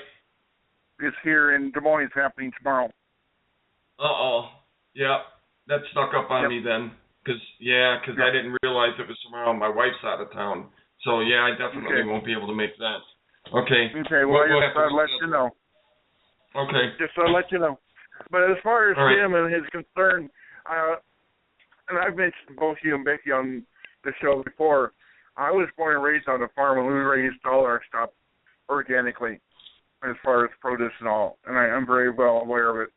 But I will take one step farther, and I'm not trying to be rude, but I'm getting ready to go to a research program for my site.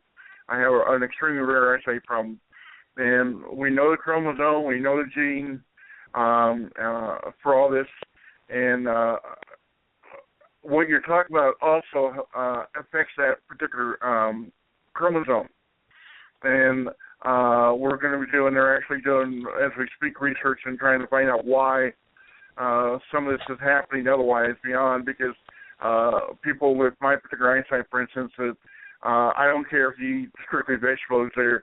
Unfortunately, then I've got a couple I know people who do that, and unfortunately they're still obese because of the problem with the chromosome. And so we're taking it from the other side, from what you've been talking about, as far as, you know, is people getting on board and getting away from all the processed stuff. So, also, I need to mention, Becky, real quickly, if I may. I need to talk to you sometime, Miss Becky. All right, you give me a heads up though. Oh, you can't text me. Can you text me? No, unfortunately. I'm doing Spreaker, Blog Talk. I'm doing 2 other radio shows, and I'm starting a business. So, and doing my own business that I currently engage in. So I see you calling. By the time my day finishes, I don't know what time you go to bed, so I haven't called you back. It's been very late. I've been hell-bent for leather for about 2 weeks. Just 24 running. So I do apologize to you. I will be available. Let me give you a time when I'm available. If you can call me Sunday after 3 o'clock, that's going to be my time. Just shut it all down and chill. Give me a call, and we'll sit down and chat. Okay. Well, I only need to talk to you for just a couple minutes is all, because Jim asked me to give you something, and that's all I need to do. So it's just, but I just, you know. Sure. Okay. Sure. All right, honey. Thanks. But I was going to mention to the gentleman, do you know a couple of people I was going to ask, do you know of a group originally called DC Talk, or I'm trying to think the other one, I can't think of, but they did a lot of stuff originally when they first came out for this country as well. And so the music that or the song that Bobby played when we first came on the air. I wouldn't say familiar, but I can relate to through some of the stuff that DC Talk Tech. That's what I was going to ask you otherwise. I've not heard of them. I'll definitely look them up for sure. Okay, well, they've been around, but I don't know how much they're around anymore. But there's 3 or 4 other groups I know of within the Christian music group that I know have done a lot of stuff. Check Your Arts is a song for it that is not well known, but people get a hold of it and like it. I just thought I'd throw it out and see and go, because what I've heard of your stuff, I'm very impressed with. Very honestly. DC Talk and Newsboys are very big in the Christian genre. Right. And they remind me. I can't stress enough that, if anybody listening in really enjoys the music, like, please go find my videos on YouTube. If anything, you can find everything of mine through my main website, which is ptpishere.com. And through that website, you can purchase my album. You can watch all my music videos, read blogs I write, and listen to more of the music, because there's a lot more knowledge on my latest album that I put out that, is there ready for people, to absorb in their brains. The music is there, and if you're feeling just even the slightest bit of the music, like, definitely go. Like, I try to put a lot of effort into the music videos from an entertaining aspect, so the video's entertaining as well as educating. And we have a ton of music videos that people can go on YouTube and watch. Yeah. Well, I just thought I'd mention, because I'm pretty well known, at least with a lot of the older groups and people of the Christian, and I've seen a lot of this come around over the years. The last, 5 or 6 years, especially, a lot more are starting to move into do a lot more of the type of stuff you're doing. That's why I thought I'd throw it out and ask the question. So. Cool. I've got a young lady in the car with me that would like to ask a question of our guest. She wants to know how to locate him. Can you repeat that? Yes, the website is the main website is ptpishere.com. PTP. PTP. Paul Tom Paul. Yes. Just like it stands for Power Through People. So Power Through People. Technically, Power Through People is here. That's the slogan, but PTP is here.com. And through the website, you can find my Facebook, my Instagram, my Twitter, my SoundCloud, my YouTube account. Everything is through there, and my complete contact information. There's a link at the bottom of the page where you can purchase my latest album, hard copy or digital download, and everything's there. Like, that's why I made the main site. So it's the go-to central location. So if something like this where we're talking on the phone and I need to tell people where to find me, you can just ptpishere.com. Yeah, and then through that, everything's connected to that. So if you want to find my Facebook through that, you can, purchase the album. I don't ask for much. It's $5 for the digital copy and $6 for the hard copy. I personally mail all the CDs out myself.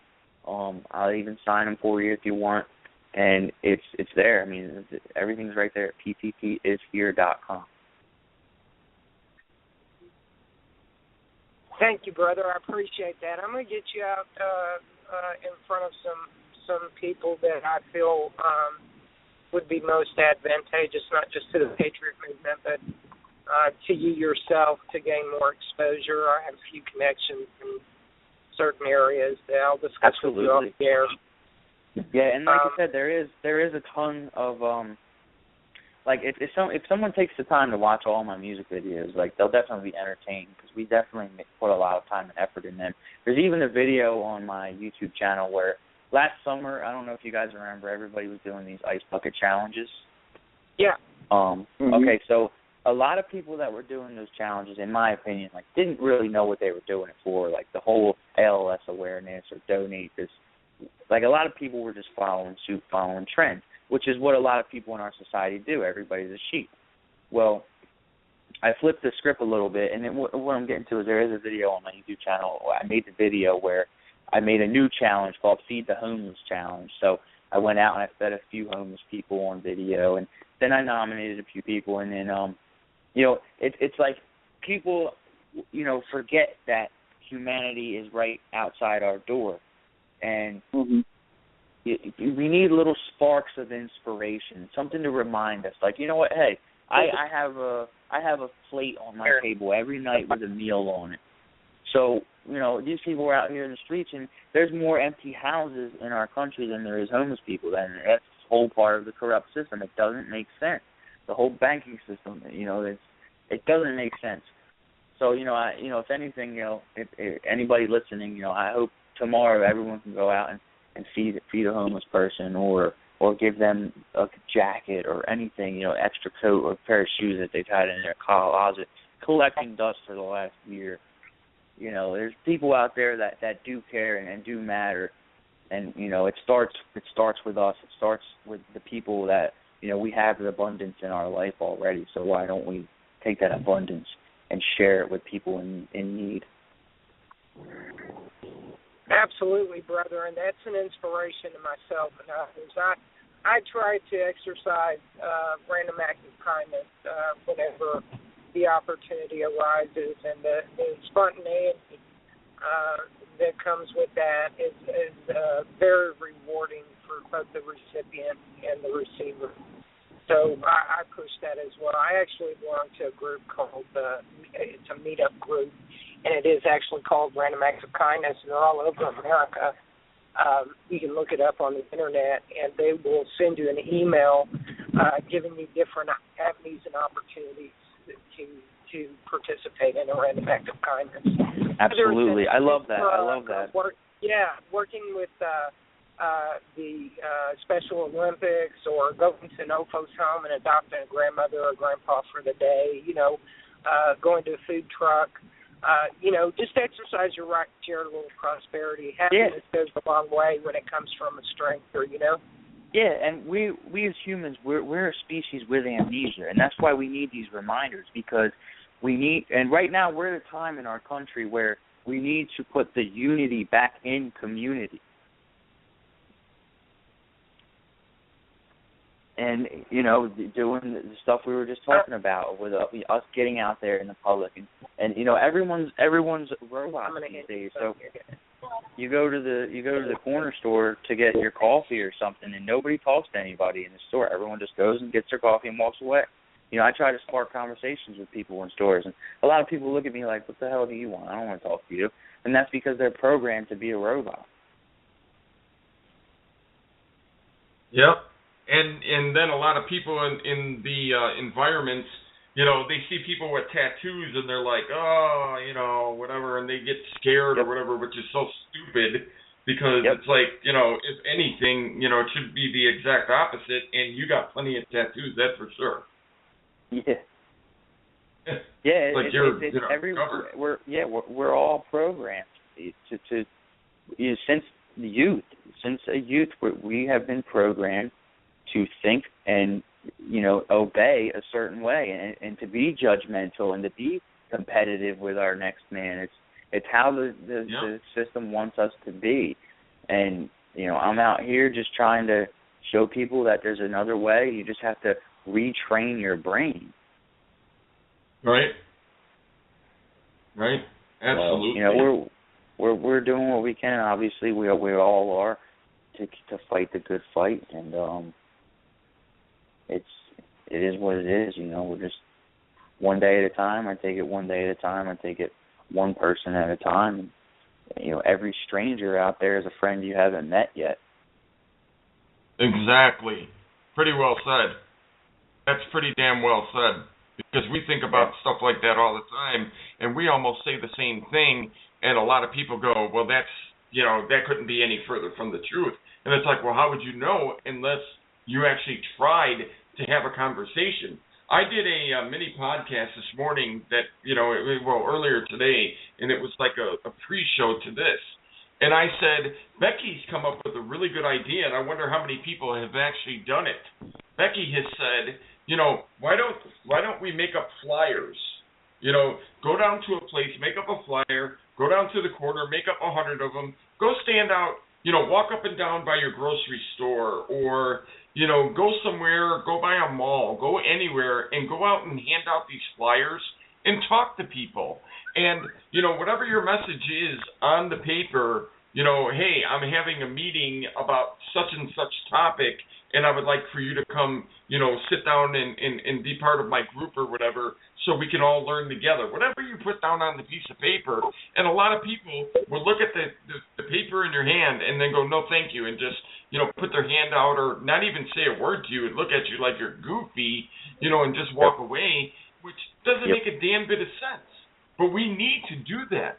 We need to get more people involved. You don't even know who's in your community that may have the same feelings as you, may want a bug out partner, to help, whatever, when the shit hits the fan, and you wouldn't even know that because nobody knows who their neighbors are anymore.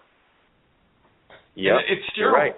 It's terrible. Yep, it's terrible. And I say that I talk about that in the Freedumb song towards the end, where you need to talk to your neighbors and get back in tune with them.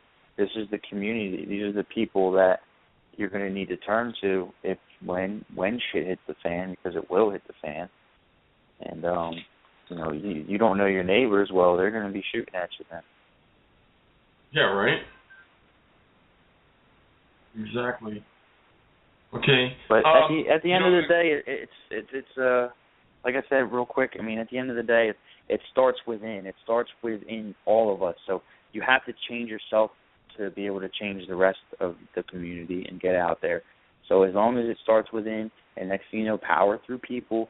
We all join hands. We can do this together as long as we continue to stay positive and keep our head held high. I got a question. Every time I try to, I've sent people, like I'm trying to send somebody right now because I have people asking me for your info. So I keep putting ptpishere.com, sending it to them, and it says something about the system suspended Hold page. On. No, it's not suspended anymore. Hold on. Maybe it is. The FBI shut it down like a week ago. Right? I don't know what's going on with it. Yeah, because every time we try to open it, or I send it to somebody and I try opening it just to make sure that it works, it says that it's suspended. So they must have hit you again. Yeah, well, tell everybody that is the actual link, and it will be back up very, very shortly. Okay. I don't know. So I just messaged my. Yeah, that's weird. I don't know. It was like 2 weeks ago that it did get suspended. The FBI took control of it for like a couple days. Why?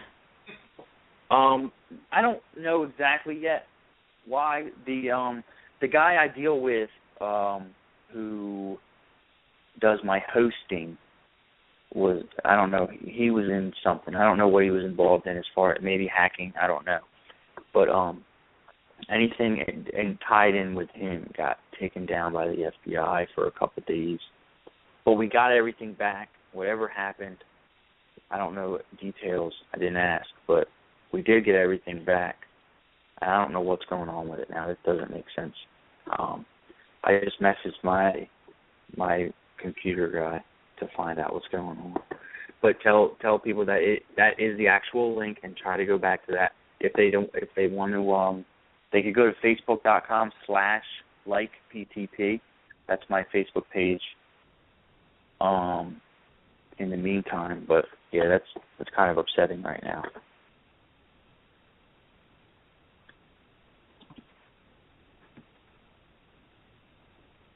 Because the site's actually pretty cool too when it's up and running. Okay, so I have a question. So on your Facebook profile, what is it you said /PTP? It's like PTP. So facebook.com/like LIKE. No, I'm in my Facebook right now. So how would I search you guys?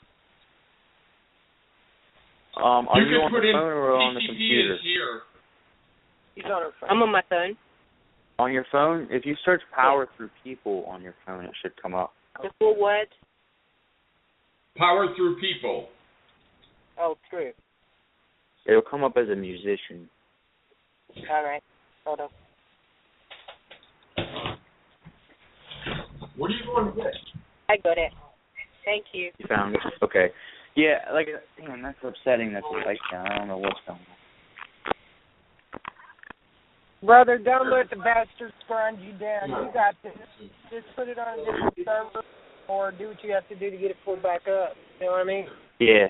It should be back up within the next day, for sure. I don't know what's going on. But regardless, tell people to keep that link, and it will be back active if they can check it in a day or so. It's all good. You know, if they do go to the Facebook, they could search Power Through People in the search bar, or type in the whole Facebook.com/LikePTP, and through that. Yeah, I didn't have a problem. I didn't have a problem finding any of your stuff when I was looking earlier. So, I mean, the only thing I couldn't bring up the website. That's the only thing that it didn't allow me to do. It allowed me to do that. Yeah. If you go to YouTube and type PTP Legacy, all my videos come up under that. Yep. I'm there now. I've been there pretty much the whole time, looking at some of your oldest stuff with Onaz. Yeah, that's a lot of the older videos. That is a classic one. Did you see the Disclosure video? Yeah. That's a good one. A lot of people like that one. Actually, Disclosure is part 2 of a 3-video series that tell a story. So if you watch the program and then watch Disclosure and then watch EWAO, they tell a story. Right, yeah, I was reading underneath of them, like all the things that it says under there. It's like the power of 3, part 3, of Earth, we are one, and all that. Yeah. I'm telling you, since 6 o'clock this morning, I've been watching every one of your videos and getting into the music and stuff. I like Steve Grant. I was already hip to Steve Grant, and my God, you know, he's got that voice. I love that voice. Yeah, He's got like Grant, DMX, like a DMX style. Yeah, he does. He sounds like DMX. Yeah, he's one of my close friends, and I met him at the Million Mask March, the first Million Mask March, and ever since then we've become very close friends. And we've made music. I flew down to Miami and shot that his story video with him. We filmed a video at the last Million Mask March called Head Held High, and that's me, Steve Grant, and Diesel Automatic. And if you haven't seen Diesel Automatic yet, you absolutely have to look him up. He's completely I see the collaboration. I saw the collaboration with you three. These guys are amazing artists that I'm so grateful to be able to work with, and not just work with. I mean, we connect on a personal level as well. We all consider each other brothers, and you know that's a bond you form in this whole truth movement.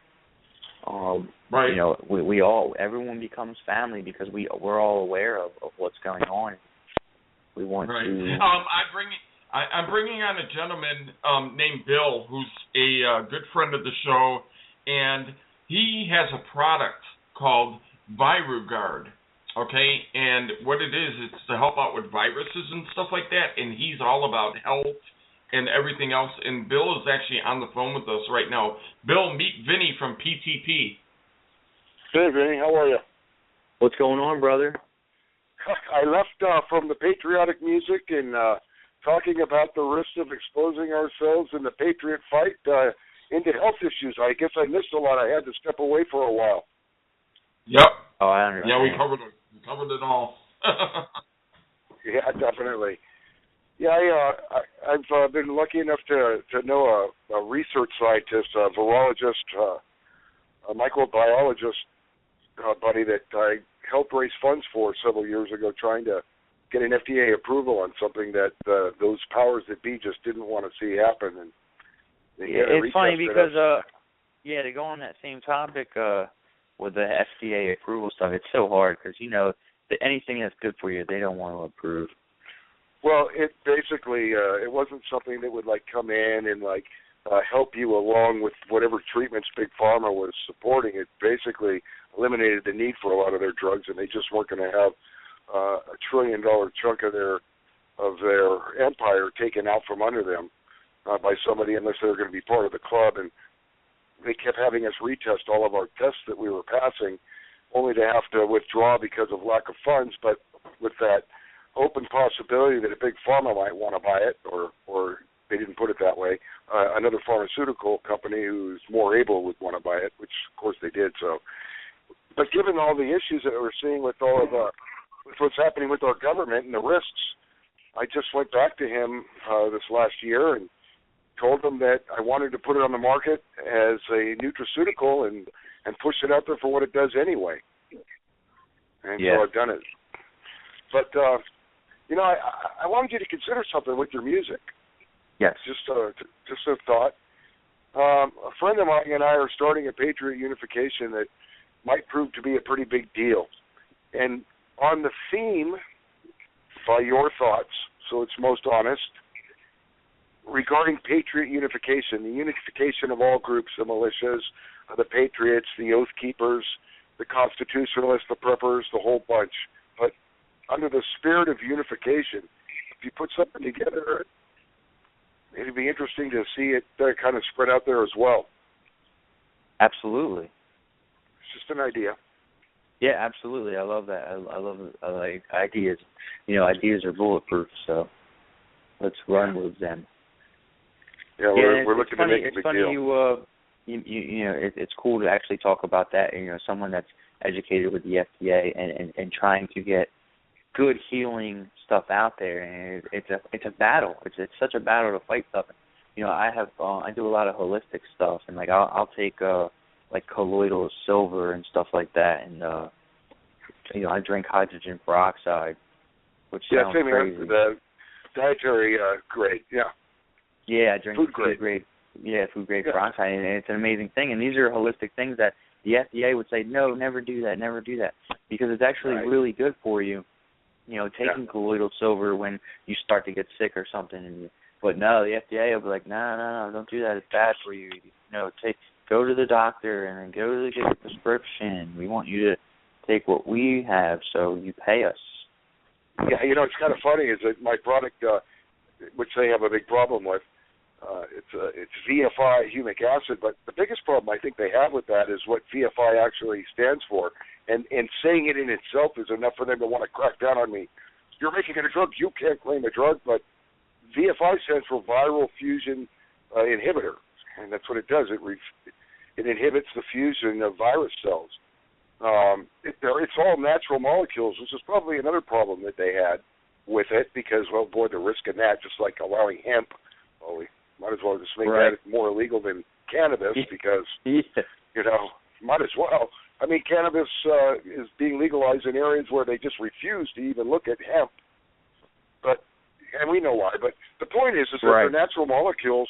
But this guy is brilliant. He has done what hundreds of years worth of researchers, but even in the modern era, there have been thousands of researchers who've seen particular things like with humic acids and other things. But this masterful man was able to isolate groups of atoms. You know how in the cellular attraction, our food doesn't even really provide it anymore, unfortunately, because they don't have the base elements, the atoms, to create the electrical attraction that your body creates an absorption from. If things are properly balanced and electrified, especially with minerals, your body absorbs and draws them quickly. It's called, in many cases, hydrogen bonding, but it's how it happens, especially with trace minerals. You're talking about colloidals, especially with minerals and even our vitamins. If you don't have that charge, they don't draw. Your body doesn't use them. And what happens with people taking a bunch of minerals that their body can't use is they end up with heavy metal deposits and toxins. Yep. And this thing, while it drops 72 trace minerals electrically charged that are immediately absorbed by your body, and your body only uses what it can, and when it takes a charge, it dumps the rest as waste rather than it sitting up in your system as deposits. Yep, you're absolutely right. It chelates, so it takes out a lot of these toxins with it, which is pretty cool. I mean, it's not there are better chelators, but something that provides you something that you're otherwise not able to get. It's Mother Nature's number one anti-inflammatory agent, so I don't even want to get into that. That's $1 trillion market as well. Yeah. but it'll bond. It goes into these viruses, which make the perfect weapon, and we're seeing more of it, including these measles viruses, which they're trying to make another big deal. Mm-hmm. And it has a greater attraction to these virus cells than the virus cells have to the host. It'll bind up their binder sites and keep them inert from being able to infect our body. Different viruses will last a few hours, they'll last a few days, but if they can't replicate, they just die and go. And that's basically what it does. And, I'm not worried about them coming after me for that, but I am in league with what you were saying about, you had to be stealth, you had to be cautious. You don't want to go too far out there and get shut down. You mentioned the guy with the producer of the Gray State. Mm-hmm. And that's a real threat. And it is very real. I guess I'm kind of stepping into that kind of a position here with this unification program that we're going to start, because we're going to initiate into a group of at least 285,000 listener potential arena, and we're going to take people here like Bobby and Becky and include them in the program, and we're going to do a lot of that. But they're not going to like it very much. I had to break from the show earlier. I wanted to come on while you were talking, but I'm talking with some prominent generals, some of the generals who have recently been seen even on TV talking about the constitutional crisis. I'm getting some agreements and kind of setting up some, ground, not ground rules, but just kind of an open ground understanding to have them come on to talk on the first shows, because I think these patriots need to know that those guys are out there, what they think about a unification, how serious they are about the crisis, not just what is being pressed on TV with mainstream, but what they can really say to patriots who are taking their message seriously and saying, okay, we better unify to protect ourselves. Right. What it means, and the fact that if people do that, you've got all these different guys out there. Some of them are really good leaders. Others just wannabe leaders, and they're fractured everywhere and not unified. But here's a real opportunity to have a leader who's not saying, do what I say and follow me, but who is truly giving an oversight from somebody with great experience, or some bodies, as in multiple ones of them, who know how to resource continent size planning, resource management, communications and strategies, all of that stuff, and are willing to say and encourage in a descriptive way how to make that unification functional, and that, at that point, that these people would be willing to step up and be usable. Now, they're not coming in and saying, well, be the leader, although you have to recognize that in the case of some of these guys, given a working machine and a working tool, a body of all patriot people that was functional, a leadership, at least a helm seat, would be a good thing for all of us. I agree. That's what we're hoping to see. So there's that. I didn't want to run off you guys and go on a different way, but I missed so much of it, I came in with that. So we're in overdrive right now. We have a few minutes to play with. I don't know if you have to be anywhere, Vinny. No, I do sort of kind of have to go. I don't want to. I got to get up at 4 a.m. to go to work tomorrow, which sucks. Oh, okay. Okay. But I did actually just talk to my website guy, and it is down. He said it will be back up very shortly, and the website will be back up and running. They crushed it, did they? Well, yeah. Yeah, well, that's good. You got some traffic, right? Yeah, absolutely. And once the site's back up and running, I hope everybody still has the motivation to go to it and check it out, because it's a really cool site. I spent a lot of good time getting it created. They will because we're pushing on them. So absolutely. Hang on one second. Wilbur wants to get in here. Go ahead, Wilbur. Hey, Wilbur. Hey, how you? I've been listening off and on. I had a couple of things to do, but I've been listening. But I love what you're saying about the food thing. I got a couple of things I'd like to say. First off, and this is kind of off the beaten path. a few years ago, I flew out to California on one of my trips, and I had bronchitis, asthma. I was taking Advair and a whole bunch of stuff. When I got out there, my son's a command master chief. He just come back to the Gulf. And one of the traditions when a chief comes back is you get a box of Cuban cigars, and everybody smokes a cigar and welcomes the chief home. Well, the next day after I smoked the cigar, I got up and I didn't have to use any of the medications. About 18 months later, I went to the doctor for a checkup or something. He looked at my record and said, "You haven't refilled your Advair." I said, "Yeah, that's right." He said, "Why?" I said, "Well, I'm smoking the cigars now." And he said, "What?" I said, "Yeah." He said, "Have you read the warning on that box?" I said, "Well, doctor, as a matter of fact, I read all 4 pages of the warnings on the Advair, and after I read those, I did read the cigar box, and it said if I continue to smoke the cigars, I'm taking the chance of giving birth to an underweight baby in California, and I will go ahead and take that chance." Yeah. And the other thing, two more things I'd like to say. The other thing was, you ever watch these commercials on TV where they announce some drug and there's some malady, and then they go through there and the girl's smiling and all that kind of stuff, and in the end you got this fast-talking guy, and he's just thinking, blood diarrhea, brain tumors, and your butt's going to close up, and and you remember, wait a minute, what's this chick got? She's got an itchy rash. Damn, lady, take a bath and use some Jergens. Good God. And the other thing, and this is most important, those are funny, but this is most important. I developed high blood pressure. Well, I've had all my life. My dad had it. It's just something goes with being a wit. And they gave me a little pill, and it did take care of it. It was really good. But during that time, I began to watch what I was eating, and instead of going by all the little pamphlets and all that, I just began to do exactly what you said. I went to the store, and I began to read. First thing I discovered, if you buy pre-formed hamburger patties, and we have a thing out here called H-E-B, the big grocery store. If you buy pre-formed hamburger patties, they're full of sodium. But if you buy 5 pounds of hamburger meat, it doesn't have as much in it. They got to protect more surface area against bacteria and stuff. Yeah. The other thing I learned was, and nobody told me this, I just figured it out, I don't eat anything from a box. Because I flip that thing over and I read it, and I'm thinking, look at all these big words that I don't understand.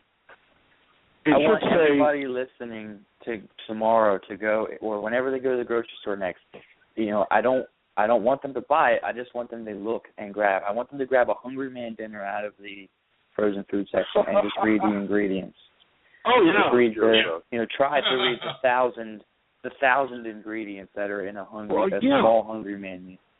And it's awful. It is like the stuff that's in the box, where you say macaroni and cheese. Right. Oh, what is that? Macaroni and cheese. Read the ingredients. See what you're really getting. See what you're really doing. And my little granddaughter, Puck, is a type 1 diabetic. I learned a trick, and I don't know how good it is. I just know we do it, and it seems to work. I have a Jewish friend. Now, Puck is a Jew, okay? And she told me, said, you look on cans, and if you see a little U with a circle on it, buy that. It's kosher. And I don't know what kosher does, but it helps Puck. But you really, Vinny, what you said is exactly right. If you flip over that box and you read, or anything like pre-cooked chicken breast, microwave in seconds. Oh, terrible. Don't ever eat. And I'm not a California type guy that's into all these conspiracies about food, but I just read it, and when I've got a word that's 2 inches long, I'm not going to eat that. Well, you should be careful with your food, though, for sure. And that's the thing, people don't know. Once you know, everyone listening now, it hopefully goes and starts reading ingredients. And once you start looking at it and noticing, you're like, wow, what the hell is this? But at the end of the day, people are unaware of it. And that's the problem that we face is people don't know. But once we tell people, hey, just go read the ingredients, do something simple as that. Yeah, you have to be more careful with your food than you think, because you have to remember that the parent corporations to what's known as big pharma, and you think, well, how can it get any bigger than those guys? Well, their parent corporations are the chemical corporations like Monsanto, who control the majority of the world's food source, but not just that, worse than that, they control the sourcing and the conditioning or the alteration of the soil itself. Absolutely. And they make you rebuy their seeds every year. Their seeds are patented. Right. And, you know, if their pollen floats into your personal field, oh, well, you know what? Now you owe us money because our patented pollen floated into your field. Like, it's so ridiculous. Well, Vinny, I'll tell you something else. I told Becky and Bob this, I think it was last night or the night before. I have a friend of mine that's a mortician. He's an undertaker. He was the youngest undertaker to be licensed in the state of Texas. Very good at his craft. I met him at the grocery store the other day. We were talking undertaking, and he told me something that really blew me away. He said, you know, when I got into this business, somebody would come in to be serviced and get ready for the family and everything, and we had to pump them full of formaldehyde. Really kind of a race in the 3 days to keep them, you know, good until we got them incurred. Man, I tell you what, I've had bodies come in now where, honestly, I don't have to really do anything, and there's one reason. That's what? He said they're already preserved. I said, how? He said, Mrs. Bear's breast, the meat, everything we eat is preserved. As you're eating it, it's staying in your body. But I have had bodies come in. I went ahead and embalmed them because I'm charging these people, but I really didn't need to. And you think about that. Wait a minute. We're running around pickled. Well, all you were doing really is the favor of getting all those blood gases out so that you don't get the swell and the stink. It's kind of sad to say. Well, you know what? Yeah. Let me do Vinny the favor, and let him go because he's got to go. Yeah. We're going to talk him to death, and he's got to get up so early in the morning. I would love to sit here and talk longer too. Like next time, I'll have to make sure I'm off work the next day, and we can have longer conversation because I could talk about this stuff all day.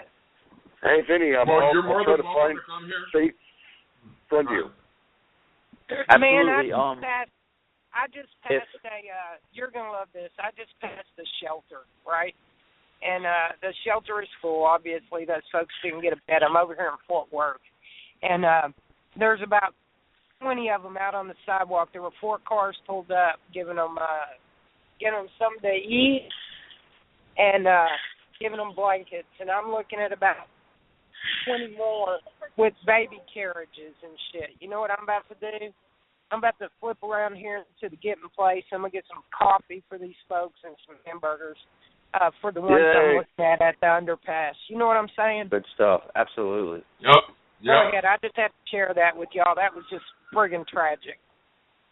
Well, I want to thank you for joining us, Vinny. It's been a pleasure for you to come on with us, man. And I'm not trying to sweat you, but I'll let you know I really, really dig the music big time. And, you're more than welcome to come back here anytime. I mean, and actually, I feel like we started something that we didn't finish.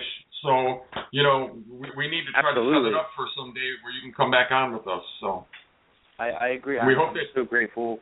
I'm grateful for this. Like I said, this is my first podcast/interview I've ever done. And I'm excited. I'm glad the way it turned out. It does suck my website is down, but that will be back up very, very shortly. If anybody wants to friend request me on Facebook, my personal page, it would be Vinny Straub. I don't know if I could spell that out on here and it would make sense. But AUB? Straub, B as in boy. You know Vinny is Vinnie. Everybody here that has my Facebook page, he's a friend of mine. He's the only Vinny that I know. So go to my Facebook page on my friends list, and whatever Vinny you see there, that's him. Yeah, definitely. Because that's the number one way for me to communicate with people, and as well. And if you become friends with me on Facebook, like I'm always sharing posts about different knowledge in the food network and anything in the whole truth seeking network. So those are little seeds I put out there. it's just more stuff for people to see and do research themselves. So I look for people. Okay, I look for. Well, I'm really looking for. I would love it if you would share stuff. You know, anything you got coming up, or any future things that you're working on. Please like our Facebook page also, which is Rage Against the Regime podcast, of course. And anything that you want to post on there. If you got something coming up, or you're trying to promote something, you got whatever. It doesn't matter. It's an open forum for Patriots, and so. I got something I want to interject for Vinny. Vinny, you still there? Yes, I'm still here. When you get up on the web, check out TuneCore.com. TuneCore.com. Okay? It's worldwide. One more time. TuneCore.com. Okay. And that will you can get on iTunes. It's worldwide. Worldwide. It costs you about $40 a year for an album. And they will ship albums for you. You'll go up on iTunes. It's fantastic, and it's all run by artists. And it will, they will package your album and mail it for you, the whole nine yards. Just check it out, breeze through it, see what you think. Okay, absolutely. I'll check that out for sure. Distribution is distribution is a big deal. Go ahead. Oh, absolutely. You're correct. Yeah. Okay, I'm gonna do it again. Let's let him go. He's got to get up early in the morning, guys, and we'll sit here and keep talking to him forever. So, Vinny, thank you again, brother. And and as I said, let's look at our schedules and try to get you back on. Yep, and anybody listening, as well as everyone we've talked to tonight, please find me on Facebook, friend request me. I love to keep in touch with everybody and just keep on fighting the good fight, and we'll talk more. Absolutely. All right, brother. Thank you very much. Thank you. Talk to you soon. All right. Okay. Bye-bye. All right, everybody. That was Vinny Straub from PTP, better known as Power Through People. Very, very good-hearted gentleman. He's got his head screwed on straight, and he's very knowledgeable in a lot of things. And I feel very gracious to have a friend like that, and somebody that is very knowledgeable like he is, and I look forward to him growing and prospering in the business that he's in. So definitely. That's about that. Yep. Okay, so now it's all of us. So we got I don't know how much time we have left. I think we've got probably about a good almost 30 some odd minutes if we want to just whatever. I'm here. So Becky. Becky's at McDonald's. Oh, she's probably out getting coffee, blankets, and and a motherly hug here and there. Yeah, right. Yeah, exactly. She might be chasing people with a megaphone. I read an article last night on the subject of food about McDonald's French fries, and there's a 10-step program to make them. The only good idea I saw was they do take real potatoes from Idaho, and they flavor them with beef, which is weird, but that's that flavor nobody quite put their finger on.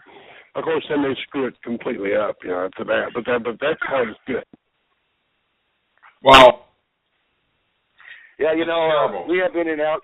We have In-N-Out over here in the West, and the only problem with potatoes is that you never know if you're getting GMO, if you're getting regular real potatoes. But nonetheless, at In-N-Out, when you go to buy your French fries, you see the guy. He goes up to a potato press. He throws the potatoes in. He presses it through into a basket, and he cooks them up into their natural oils for you right there. So at least you're getting as close to, without growing non-GMO potatoes, to a real potato.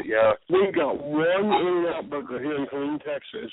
I think it's one or two in Texas. I ate when I was out in California. That was the big deal. In-N-Out is the bomb. I know. Bob, have you ever had In-N-Out? Yes, I've been to In-N-Out a couple times. My wife is from California, we frequent California, and we've been to In-N-Out. We've also been to Fat Burger. Yeah, right. Yeah. Yeah. The In-N-Out is a bomb. They have one in San Diego called 50-50. And it's 50% bacon, 50% hamburger, and it's ground together. It's not bacon on top of it. It's ground together. Standing room only. They bring the burger out to you, and you see with a toothpick, there's a steak knife down through the middle of it. Right. We have a place here. I'd hate to live close to that place. We have a place here called Pork Belly. We have a place here called Pork Bellies. And what it is, of course, it's hamburger and it's pork. And they make the burger out of it. It's the belly of the Well, that's pork. where bacon comes from. Pork bellies. And it sounds exactly like what Vernon just described. Right. And you mean Wilbur? And it's God, that's what I meant. Yeah. It's so good, but it's so bad for you. I read Texas is weird. Okay, I ate a place in Baytown, a Mexican restaurant, and they had a sign on the wall that food's so genuine, don't drink the water. Right. Wow. That's bad. Yeah, it's bad. Right. That's bad. Yeah, California. But we're big on brisket. Now, brisket down here is a big deal. Brisket is the bomb. I don't think they've managed to really screw up brisket yet, so we're fairly safe there. Well, if that beef source is legitimate and kosher, so to speak, raised on good stuff instead of all the bad crap. Brisket's lean, so you don't get as much fat. But I mean, if you eat healthy fat from meat protein, hey brother, give me just 2 minutes. Are you wrapping the show up? No, we're gonna go overdrive. No, we're still wrapping. I'm getting the names of the folks that are helping these homeless people out. I'm going to promote them. So just hold on 2 minutes. I'm getting another number, and I'll be right back on the show. All right. Yeah. So that fat's not really bad for you. I mean, in fact, it's very usable. Your body uses it pretty efficiently. Well, it all boils down to I got a friend that stays around here and helps me with the house while the kids are in Utah, and he's always amazed at how little I eat, how many vegetables I eat. When you eat the brisket, I'll take a little bite and all that. I said, well, I learned that in California. I don't eat. I like meat, but I don't eat much of it. I like lots of vegetables. I will skip breakfast. In fact, I will frequently go 24 hours and not eat anything until I'm hungry. I don't eat until I'm actually hungry. When I actually say, I need to take in some food now, I'm getting hungry. If I eat supper, if I have a sandwich at night, and the next day at 3 o'clock, I'm hungry again, well, I'll eat then. And I'm a perfect 166, and I stay right. If I'm over 166, I've got change in my pocket. It's as simple as that. And Bob, I can tell you I have a diet that will keep your weight under control. I promise you, and if it doesn't, I guarantee you your money back, okay? I can eat all day or once a day, and I'm okay. No, what you do, Bob, is you go into the music business, okay? 30 days after you go into the music business. True story. I crap it to thee not. True story. My manager came into this. I lived in the studio and slept under the console for a while. He came in one day. He said, listen, we've got one chicken breast and a ramen soup for me, you, and my wife to eat for the next 2 days. We got to do something. That's when I published my first gag album, that very day. And it was really weird. We pressed up 40 cassettes on credit. We took them to Brothers Expressway out to Pennington's Lounge at the Ramada Inn. I did my show. We sold all 40 albums for $10 a piece, and then got invited across the street to the Nashville Palace to eat catfish with Willie Nelson. Didn't have to spend the money. Yeah. Wow. And the cat been down, so the catfish gave me the shits, but that's neither here nor there. Right. Yeah. Well, as long as you drink enough water, that's one way to lose your weight, right? That'll do it. I think 166 would be a little bit too small for me. But I could never get down to that, right? No, like that was one of the things. Now this is one of the paradoxes of human nature. When I went to smoking cigars, I was 218, and the act of smoking the cigars naturally brought my weight down. So I had to do a balance of, okay, do I want to be 218, which is, for me, is way too big, or 166, and actually feel good. And like I told the doctor, I said, look, they said, well, you don't understand what this is doing. I said, you don't understand how a real cigar, I'm not talking about a Swiss or Sweet, I'm talking about a Nicaraguan or some Salvadorian. They ferment them like a beer. And when you get up in the morning, if you have an inclination to bronchitis like I do, everybody in Texas is allergic to cedar. I don't care who you are. Cedar is the only tree that will carve its initials on you. Everybody's allergic. I can smoke a Nicaraguan cigar in the morning, and it's just like having mentholatum or on your nose and breathing it in. It clears me out. It clears me out. Of course, now your doctors will freak out and all that kind of stuff, but it freaking works. And the Navy even did a study. It said 1 cigar a day will actually do what I've said it's done all along. Now, I don't smoke 2 packs of cigarettes a day, but, whatever. All of us wits living in our 90s. This is really funny. I'm going to say this and I'll shut the hell up. My uncle died at 102 years old a few years ago. 102 years old, retired Navy Chief. His older sisters were at the funeral parlor when I got there, and they were big-time religious Baptists, and they told me, well, we told him that smoking and drinking was going to kill him. And he's 102 years old, laying in the box. Right. That would have been funny. Wonderful guest tonight, Bob. Wonderful guest. Good guest. Yeah, I'm actually, while you guys were talking, I was just sitting there going through his pages and stuff, his Facebook page, and reading all the information that he shared with people so far, and he's constantly posting, good stuff and everything else, and anybody that's wanting to add him that's listening, he just actually posted on our Facebook page and said thank you for having him on the show. So that's his personal page, Vinny Straub, for anybody that wants to add him. Facebook, and then I'm Vinny Straub. Hey, I'm back. I do apologize, you guys, but Bobby, you're gonna love. I'll get with you later. We're gonna help promote these folks. That was just awesome. I got out and talked to the homeless people. They were getting out food and coffee and warm blankets. I mean, right now it's about 36 degrees outside, and these people are on the sidewalk. It's Indian summer. Pardon? Indian summer. Yeah. For me, it's Indian summer is what we're having over here in California. It is just ridiculous right now. What part of California are you in? In Southern California, Newport Beach. I lived in Marietta. I was in Marietta, and I stayed out. I lived a lot out in Arcasita Wells. Oh yeah, I got friends there.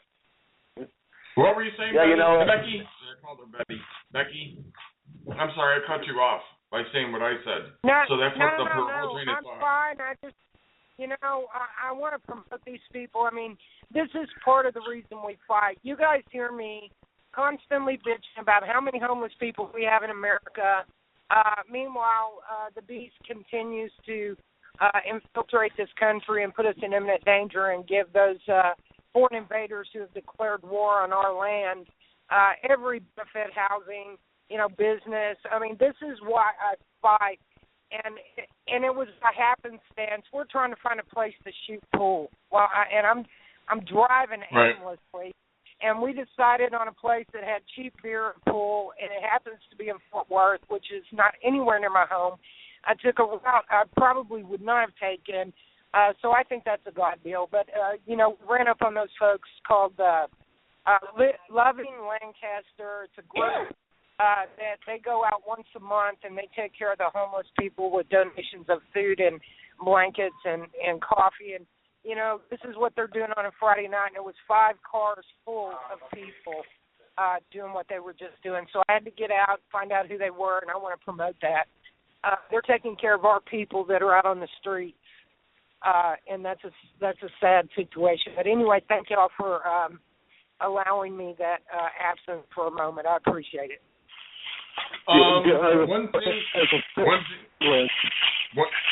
One thing that we need to talk about, and we didn't even cover it on the show tonight.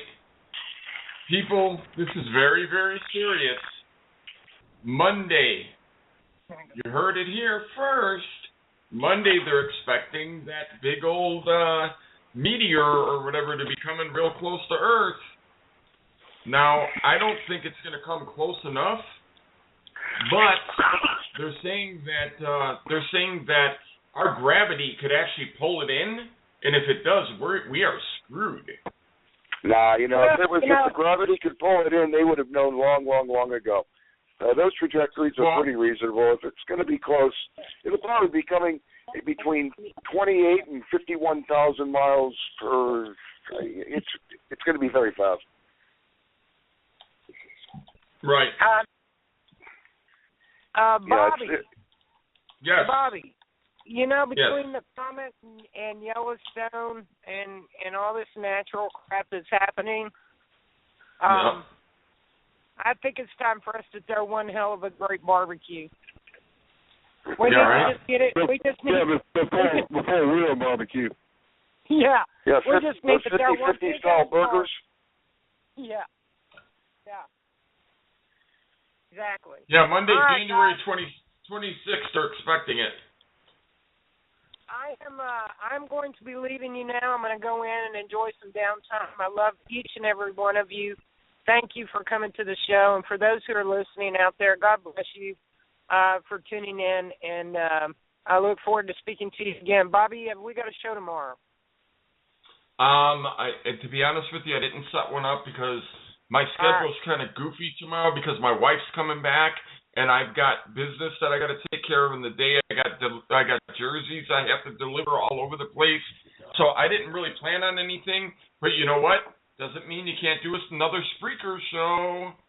Hey, man, I'll slam a Spreaker in a heartbeat. I kicked one out today at about 2 hours this morning that I got some really good review on. So, yeah, I'm all about it. Y'all look out for me, man. I come out sideways and unannounced. What? The audio is 100 times better than it is on here. That's all I'm going to say. Okay. All right, brother. Well, I love you guys, and y'all keep up the good fight. Everybody be safe, and you'll probably hear from me tomorrow on Spreaker. I'll be getting reports in from the I'm not going to say anything negative about those Muslim cockroaches that are marching in Houston. I swear to God I won't. You know she does that to me every day, don't you? Bobby, you know I'm not going to call that asshole the biggest fucking jagoff there is. You know that, right? While she's doing it. Yeah, you're right. I know that. You're not going to do that. I'll just throw myself under the bus. That's okay. I know, right? I know, right? But yeah. I do expect some reports from my Patriots down in the Houston area, even if it is only 50. God bless the 50 that will show up. For the rest of you, I hope you choke on your hamburger. Not really. I'm just saying, I expect reports back tomorrow from the folks that are going to be down there trying to counter-protest the Muslim Brotherhood bitching about the overthrow of Morsi 2 years ago in Egypt. What the hell that has to do with America? I have no idea. I mean, we do know that Obama and his little crew of thugs, that little maggot, were the ones who put Morsi in place. And now apparently the Muslim Brotherhood live here and they're thriving and alive and wealthy in Houston, and they're going to protest some shit that's going on in Egypt rather than go back over there and protest what needs to be done. So I'll be reporting most likely on Spreaker tomorrow. And until then, I'm going to let you guys go. Love you, and have a good night. Good night, sweetie. All right, have a good night. Good night. All right, good night. Well, I'm going to be right behind her.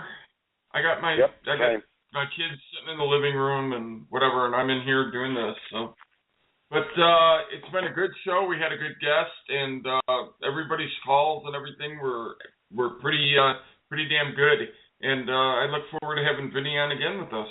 So, but I want to thank you gentlemen for joining us and coming on, and and making it easier for us and all that good stuff. All right. Good night, guys. Good night. All righty. Good night. Later. All right. All righty. Good night now. All right. And I want to thank all of you for listening to us. And, without you, we are nothing. So just remember that. Without all of you, we are nothing.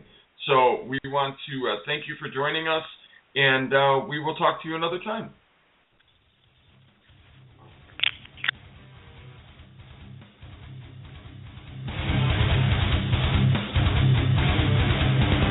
Rage against the regime.